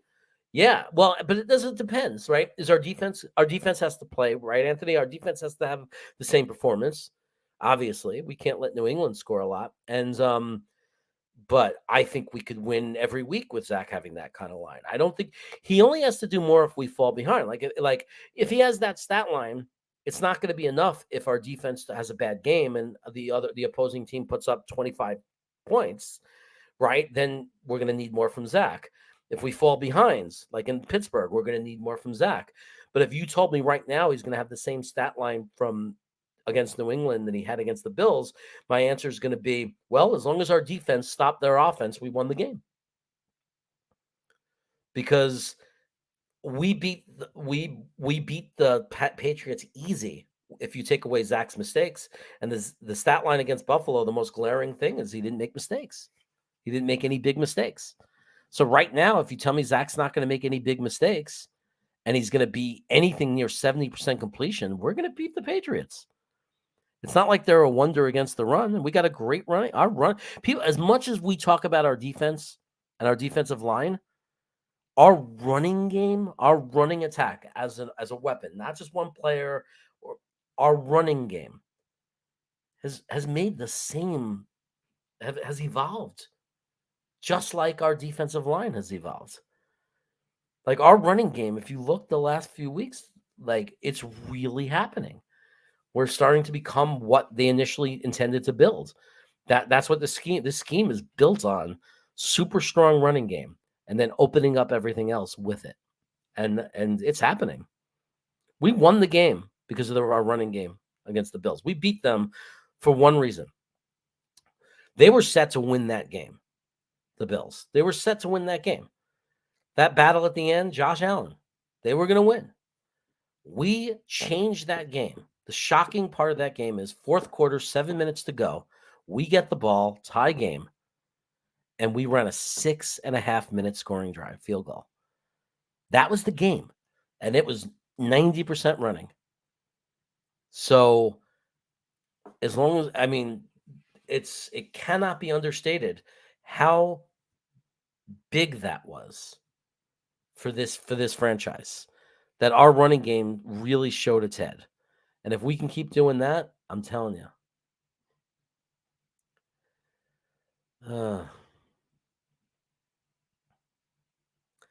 Who do I think has to have a better game? I don't know. I just think I don't know if it matters which one has a better game or doesn't have a better game. I think it's just that they both play well, and I think it's about getting them involved. I think the more we're able to get multiple receivers, like if there's not one clear wide receiver, and we're talking about, well, did you see that catch from Garrett Wilson? And what about that one from Mims? And what about that play from Elijah? And wow, that's winning. That's winning football. And that's also a great sign of Zach Wilson developing, right? So if one of them, if Moore has an amazing game and all the other receivers are quiet, it still leaves questions about Zach because we need to see him distributing the ball to everyone. We need to see that he's making it through his progressions, and it's not always it's not always the progression one receiver. Now, if the progression one receiver keeps getting open, there's nothing. It's not Zach's fault. He's doing what he's supposed to do, right? Because Judon is on the other side. We want to get rid of the ball fast. So we snap that ball, and progression one receiver is open. He throws it. We can't complain. He could do that all day. But then we look at LaFleur and say, why is it the same receiver that's progression one all game? Like, why aren't we mixing that up? Aren't you worried that other defenses are going to adjust and start to see that? Like, why aren't we can call the same plays. It's just what make this guy the progression one receiver. Well, you can't do all the same plays because the same play means sometimes the play is designed for the progression two and the progression three receiver not to hit the prime of their route where they get open until after the progression one receiver has, right? So it's not so easy. You have to adjust. It can't be the same exact play. It could be a similar alignment, but you have to have the route be different because whoever's going to be the progression one receiver has to be the one that makes his cut or his move first, because that guy is the guy you're looking to in the first 1.5 seconds, right? You snap the ball and that's the first guy you look to. If that guy isn't in his route, you're already looking at progression two. That guy's never going to be involved. So the plays are designed for progression one to make his move to get open. Then if he's not open, you look to number two just as he's making his move to get open. And if he's not open, you're looking to progression three to make his move. And then at that point, it's got to be boom, boom, boom, drop off, right? And that's going to be Michael Carter, or that's going to be Conklin. Like, that's going to be your safety valve. And that's what Zach needs to learn, is that rhythm of boom, boom, boom, safety valve. And the decision has to come. Like, decide. And if the safety valve is somehow taken out of the game, that's when that's when he has to look at the pocket and make a decision. Do I leave the pocket and throw the ball away? Are they on me? Do I have to take the sack? Do I push up in the pocket, maybe take off? Like, that's when he has to make that decision. But it's all about decisions and making those decisions and being very decisive and very quick. And it is completely normal for young quarterbacks to struggle and take 3 years to do that, especially when you come from a smaller school and you're not coming from a pro system. Like, if you play for Alabama, you play for USC, you play for Oregon, and, you're running that kind of system where you're already working on that. He's playing against, inferior competition. The Jets picked him on talent, not because he was proven. Like, that was the biggest concern with him is he going to be able to do it at NFL level at that speed? I think he is. Going into Pittsburgh, he had the most passes without an interception. Yeah, there's a lot of positive, but people like to just focus on the negative with him, and it doesn't make any sense to me.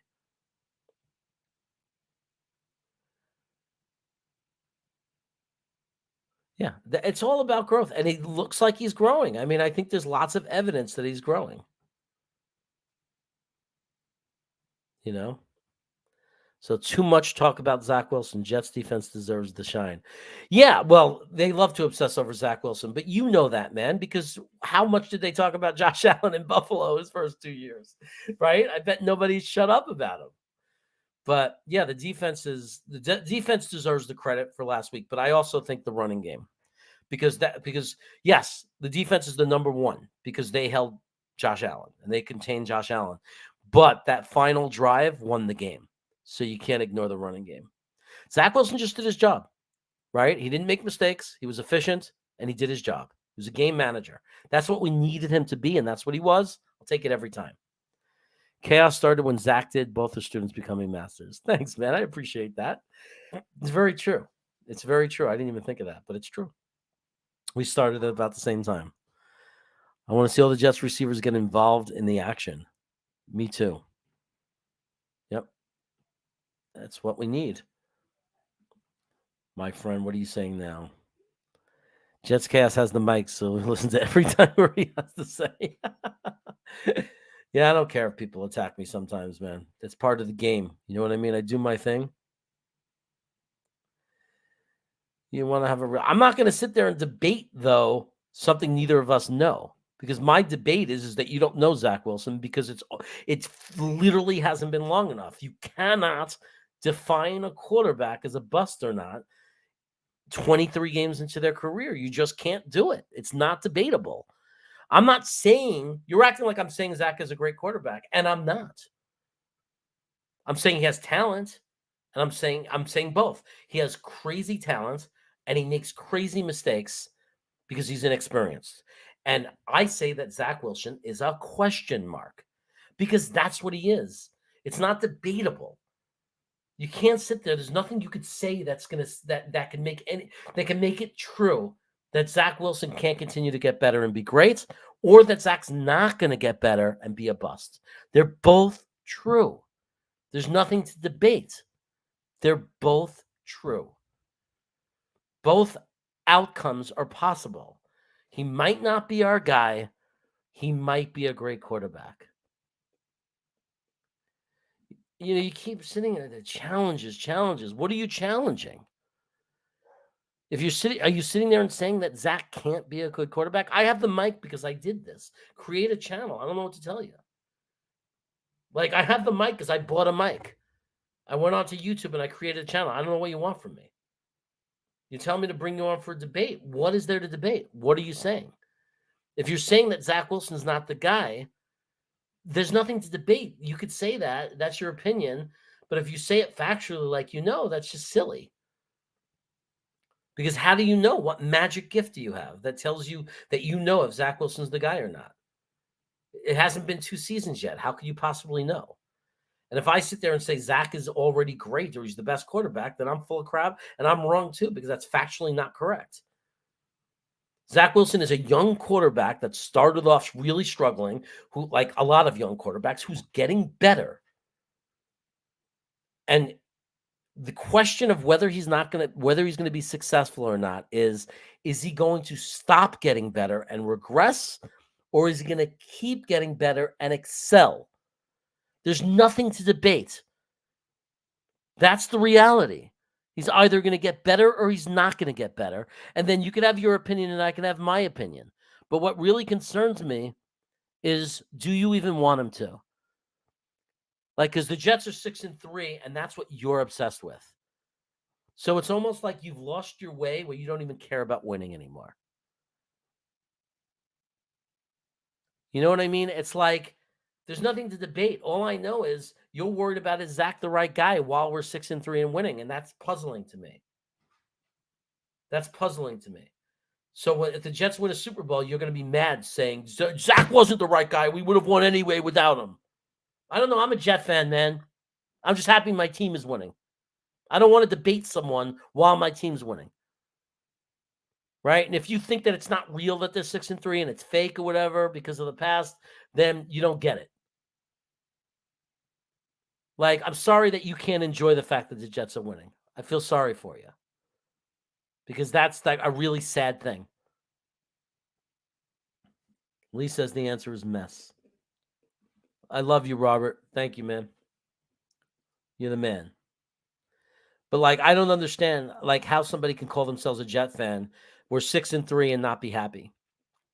And sit there and everybody 6-3. We're all happy. We're excited. The organization's going the right place. We're doing it with all these injuries. When people come back, we're going to be even better. And there's you and your friends going, Zach Wilson's holding us back. Zach Wilson's not good. I want to debate him. He's got the air and he's saying Zach Wilson might be good. And I'm saying that he's a bust. Like, dude, why are you a fan? Why are you a Jet fan? I just don't understand. What's the point? If you can't be happy when we're winning, why are you a fan? I just don't understand it. Why can't you be happy? I mean, give me a break. What's going on, Iwan? Good to see you, buddy. Yeah, I want to see that too. That would be great. So I always I want to see fans leaving early. If Stone was at the game, he'd be leaving early too, mad. Like if Zach has a good game, can you imagine how mad Stone's gonna be? Second good game in a row. It's baloney. It's not him. It's the play calling. He's not really having a good game. He wasn't 70% completion rate. It's not real. Like no one's gonna be more upset if Zach Wilson becomes a franchise quarterback than Stone. And he's a Jet fan. He's gonna be more upset than Buffalo and New England fans. If Zach Wilson starts to become a star, he's going to be angrier than them about it. He's going to hope that he gets hurt or something. Never seen a Jet fan like this. It's amazing to me. I don't need a hug. I see that. I don't need a hug. I'm being real. I'm keeping it real. You're only as good as your record, and we're 6-3. I'll take it. You know what? Let's just get this guy out of here. Just go find others content, my friend. Go find other content. You're out of here. It's amazing. I'm a child. Go get your own channel. Maybe, go get your own channel. If you could do it, let's see it. Let's see you do it. Create your own content. Be a Jets content provider that comes live every week and says and does shows and says that Zach's going to be a bust. See how far you go. See how many people want to watch you. The only person who'd be more upset if Zach works out would be Modine. Yeah, but Modine is just not as douchey as this guy was. This guy's gone now forever. He's out of our life. So, but this guy, Modine at least, is funny in it and whatever. This guy's just a douchebag. And I mean that literally. Like he's like been shoved up to collect the excess disgusting blood of a life that never happened, never came, of a fertilization that never took place. Hey, Rusty. Rusty's there, baby. I know Rusty's believing in Zach, right, Rusty? You still have high hopes that Zach will evolve and become great, don't you, Rusty? Somebody tell me what Rusty says about Zach Wilson. What's Rusty's take on all this? Is he supporting me? Are you with me, Rusty? How you feeling about it, Rusty? Where are you, Rusty? I'm telling you, you got to create another account, Rusty. Talk more positive Jets football. I'll talk more positive Jets football. I think I've said a lot of it, but you know what else is positive? I talked about our defensive line. How about our shutdown secondary? How about our secondary that was able to? I think one of the reasons Josh Allen had a bad game is because he's used to being able to throw to his great receivers, and he wasn't able to do that. That's frustrating. He looks up and they're covered. Like, oh my God, what do I do now? They're covered. And not only are they covered, there's a guy coming at me named Huff, and it hurts when he hits me. My brother just wants me to shut up and get our video posted. We have another video coming. We got videos. Oh, look, you guys got me up. I got definitely gained some subs because of you guys. Let's see what happened here. I'm checking right now. I'm at like 1.99 now or something. Let's see. What's this? Oh, yeah. 1,990. Oh, it's going to drop down to 1989 because I'm sure that this Stone guy is going to unsubscribe. So 1990. All right, we're getting somewhere. We're getting new people. Love it. Love it. Look, we could talk about the defense all day. Sauce Gardner, amazing. The best pickup in free agency, Reed. And people will argue that because some people say Quan Alexander was the best pickup. Some people say DJ Reed was the best pickup. I don't think many people are arguing for Whitehead, although he's been fine. I don't think you'd argue that he's better than Reed or better than Quan Alexander as far as a pickup. I think that's possible. It depends on team needs. I don't know if a team already had great corners, they would necessarily pick him first. But I think he's the best NFL football player in the draft because Sauce Gardner is already a top defensive football player in the NFL. Right? I mean, people could argue top 5, top 6, top 7, is he number 7? But the point is when you're a rookie and you're cornerback and you're already in the conversation anywhere in the top 10 of best defensive players in the NFL, Do you know how good that means you're going to be? Do you know how good that means you're going to be? That means you're going to be just ridiculous.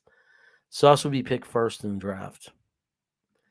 Yeah, man. I mean, definitely for us, we made the right pick. I wouldn't trade that pick for anything. Specifically because we got JJ. I mean, look, I was pissed when they picked Sauce, not because I didn't think he was great. I love Sauce. I mean, I was all over that. Of course, who wouldn't want Sauce Gardner? But when they made the pick, I'm not going to lie, I was screaming Thibodeau, Thibodeau, Thibodeau, Thibodeau, because I just wanted an edge so bad. It had nothing to do with me not thinking that Sauce was going to be good. But Sauce would have been like, if Thibodeau and Hutchinson were gone, then I wouldn't have, then it was like kind of, okay. I don't know if I would have been JJ at 4 or not. But and then we took Garrett Wilson with 10, and I was like, because that's when I thought we were going to take JJ. And another one, not upset. Garrett Wilson was my number 2 guy that I wanted out of the wide receivers. He was my number 2 wide receiver. So not upset. I said, like, if you watch and I have the promo, I'll play it of me, how I reacted in the draft. I was like, I said Garrett Wilson, right? And inside I knew if they had already taken Thibodeau and took Garrett Wilson, I would have been thrilled. At the time, I would have been thrilled. Oh my God, we got Thibodeau and now we got Garrett Wilson. But my first reaction was no edge because now we're out of picks. We're not going to get a top edge. When we traded up to 26 and took JJ, that changed everything about that draft because it wasn't just that pick that changed. It changed the first 2 picks. It made the first 2 picks so much better because we got the edge. And now I sat there and I just was thinking JD is a genius because all I'm thinking is not only we got our edge, we got the wide receiver, and we got Sauce Gardner. Like, holy cow, that might be the greatest draft of all time, the most brilliantly executed draft of all time because of that. Because we only had 2 picks to get 3 spots. And nobody thought we desperately needed a cornerback. We had already signed Reed. Everybody liked Bryce Halls. Everybody thought Eccles was coming along. But Sauce Gardner was so special. So it was a luxury. So to me, it was like, no, you got to get Garrett Wilson and Thibodeau and meet the 2 biggest needs. But what JD ended up pulling off was he got us the best player. Not by position, but just the best player in Sauce Gardner. And then he got us the other 2. He got us the edge, JJ, who's working out, by the way, in his 27% of the snaps. Did you see what he did last week against Buffalo? He's for real. And we got Garrett Wilson, who we all know is for real. So, I mean, it's just what a draft. So Sauce Gardner ended up being gravy. He ended up being the icing. We got our edge, we got our wide receiver, and we got Sauce Gardner. It's just amazing. We're going to be a problem for this league. I don't know if my Jet fan friend my Bills fan friend is here, but I would imagine. I wonder what I got to ask him what he's thinking. Like, are you at least, even if you don't fear the Jets completely now and you just respect us, are you nervous about the direction the Jets are going? Do you see this? What's happening here? Do you see the names I'm naming? Like, this team is we're going to be a problem for you, bro. It wasn't just last week. We're going to be a problem for everyone. We're building a machine. This year's going to be this year, and it's been great. But when Becton comes back, when GVR comes back, GVR, oh, shame on me. Rotten, not GVR. Oh my God, what am I talking about? When AVT comes back, now you know I'm getting tired. I didn't have my coffee. AVT and Becton, Brees Hall, whoever we draft, because we're going to have a draft pick, don't forget. A few of them, like great, exciting picks. Our first round picks going to be exciting. Our second round's going to be the way Joe Douglas picks. You got to be excited all the way into the 4th round. How good are we going to be? We've got to be scary. People have got to be nervous about what we're building. And if Zach goes the right direction, if Zach continues to get better and becomes the franchise quarterback, oh my God, we're winning Super Bowls. The Green Machine. Even Iowa says the draft was insane. Iowan Jets fan. What's up, brother? How you doing? We don't talk anymore. Me and Iowan. We walked together for 20 minutes through MetLife Stadium parking lot. 20 minutes. Me and him walking. Dark Soldier, a snacker. Iowan Jets fans, a snacker. Wikimedia, a co-host. Whoa. Did I just shut down? I thought I almost shut down. That would have been bad. I've been on for over 2 hours. I swear I said I'm going to go on and do for half an hour. And I've been on for 2 hours. This is ridiculous. Does he play for the Minnesota Bills? Oh, God. Man, that trade. Can you believe we got that fourth round swap with Minnesota for Chris Herndon, by the way? The guy's like in jail or something. I mean, it's like ridiculous that we just keep adding the way what JD has done. It's absolutely crazy. You're headed through Sacramento on Monday? From where are you going? From where to where? I'll tell you where to stop for food. I don't know if you're gonna time it out where you want to eat lunch or something. I'll be in Stockton, but I'll tell you where to go. You pass through Sacramento and you're hungry. You want to go to Urban Roots. You passing through Sacramento and you're hungry. You type in Urban Roots and you get barbecue that would stand up and be allowed to exist in the Mid-Atlantic and in DC, Virginia, in that area. Like that level of barbecue in Sacramento. Urban Roots. The brisket. My God. Snacker Prime. Guys, as of right now, I need 10 more subs. 10 more for 2,000. 10 more. There's nothing you guys can do if you've already subbed. There's nothing you could do. I'm just saying it to you. That's the funny thing. We talk to the people in our chats and say how we sub, and you've all subs. So it does nothing to me. But some people watch the replay. I don't know if they're going to make it 2 hours in. I probably should have said this the first 10 minutes. But I'm going to say I need 10 more. So I'm going to come live every day. Like after tomorrow, I'm going to do I'm going to do the watch party with Green Bean, the Buffalo thing. I'm going to go live again. I'm going to put out videos. My brother's going to make me videos. We're going to go crazy because I have 7 days left to get 10 subs, maybe 11 because I just blocked somebody. I don't know how that works. By the way, just do my friend a favor. Remember, guys, we still love Manscaped. I'm not getting paid for this, so I'm not breaking any rules. I'm just a guy talking about, I'm a guy that happens to need an ear shave. I got hair that I noticed coming out of my ear. And and if you're asking me what I'm doing, I'm just saying, I'm using my Manscaped weed whacker to get the hair out. And if you happen to ask me, hey, I'm going to buy one of those things, is it good? And I say, yes, I like it and it's good. If you're going to happen to buy it, then all I'm saying is, hey, buddy, let me save you 20, 25%. Type in Green Bean Jets fan in the promo code. Might be just Green Bean. Try them both. You could check Green Bean's site, and you can save some money getting your Manscaped products. Just wanted to. I'm not promoting anything. I'm not getting paid for anything. I'm just a friend talking to other friends, letting you know that. So, what's this? You know me. Name changes because of business channel. What? Well, I missed it. Wait a second. Stockton, 30 minutes to me straight out of Stockton. Stop. Well, wait a second. What did you have a former name? And I missed it. Let's see. Because now it sounds like you're saying you're somebody else. German.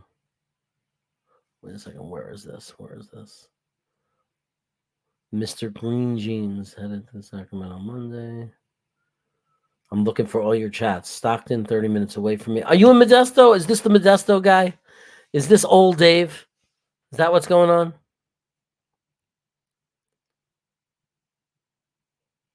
Is this old Dave? Ah, I'm right. Oh, okay. Okay, buddy. Yeah, I'm working in Stockton now. What happened was, my company has this because we have an Aspire school in Modesto. We have two of them. Vanguard is in Modesto. We have schools in Central Valley. And I originally was working in Stockton and doing the commute every day. And then I took a promotion and took a job 10 minutes away from me in Sacramento, same company, Aspire, to a different school. And now they came to me and said, our high school, it's our biggest school as far as students. So that's important because that's money for my company. Like we're nonprofit, but we need the money to stay alive. Our biggest school was having problems and struggling, and they didn't have any admin. The principal doesn't have any APs. He just had some deans, but that are teachers who became deans, and they're great, but they, not super experienced. So anyway, they said, we really need some help up there. Are you willing to go? And my principal was willing to let me go for about 2 months. So now I'm commuting to Stockton every day again. They're paying for my gas. So, and I'm with high schoolers again. So I'm not chasing 5-year-olds around a campus anymore. As of last week, I just did a whole week of it. I am working in a middle school, high school, 6 through 12. So, and I'm in Stockton, so I'm driving a lot. But Dave, if you are driving through Sacramento and it's lunchtime and you're hungry, you stop at Urban Roots, best place we have to eat. The Jets are going to sign Bates from Cincinnati at the end of the year. Like when? Because he wasn't cut, right? Bates is not available. Watu K99 would be making 10 videos about it if that was true. Oh, you think he's going to get franchised again? Maybe that gets very expensive. The second time you franchise someone, that get very pricey. Can't wait to break bread with you. Yeah, man. I'm gonna be in Modesto. Actually, I'll let you know when at the end of November. But it's for I'm gonna be in Modesto for a meeting at Vanguard, and then we get out at like 3:30 p.m. I don't know if you'll be available, but if you wanted to get a beer before I head back to Sacramento, do that. Just one. I don't drive drunk. No drinking and driving. Just one beer spread out over an hour and 20 minutes with some food. Not a strong beer because I'm driving. Did I say that already? Matthew Smith is young and impressionable. Got to make sure he understands. Not drinking and driving. Yeah, hit my email, man. Let's connect. All right, everyone. It's about time. I'm going to play that. I kept talking about the draft and how I reacted. If you've never seen it, I'm going to play my draft reaction because I'm honest and I don't hide. Like, you know what I mean? Like, I'm not sneaky or anything like that. I'm not going to sit there and pretend I was screaming Sauce Gardner when we went up to the podium. Take care, everyone. Don't not be Thibodeau. And here it comes. It's about to come in. Oh, my God. They didn't. They took Sauce Gardner. Oh, my God. They don't want an edge. Maybe he likes Jermaine Johnson at 10. Then we're not going to get a wide receiver? Garrett Wilson, wide receiver. Oh, my God. No edge. Was sitting there The Jets traded up. Are we taking JJ? Are we taking JJ? Because I know Brady is in New Zealand saying, we should get Lily, Mike. He's definitely saying that. JJ! We got Johnson! We got Johnson at 26! This is great! Yes! They took Roger McCreary. They didn't take Dean. We traded up. We can get the Kobe Dean. It really is. They took Breece Hall. Wow. I mean, look, I love Breece Hall. But there's also Jeremy Ruckert, who I think is the best tight end in the class personally. They took Jeremy Ruckert. Yes! We got a Jeremy. Oh, and the Jets pick, and it's Max Mitchell, offensive tackle. We needed that. Wow. We took Michael Clemens. I never heard of him. A defensive edge.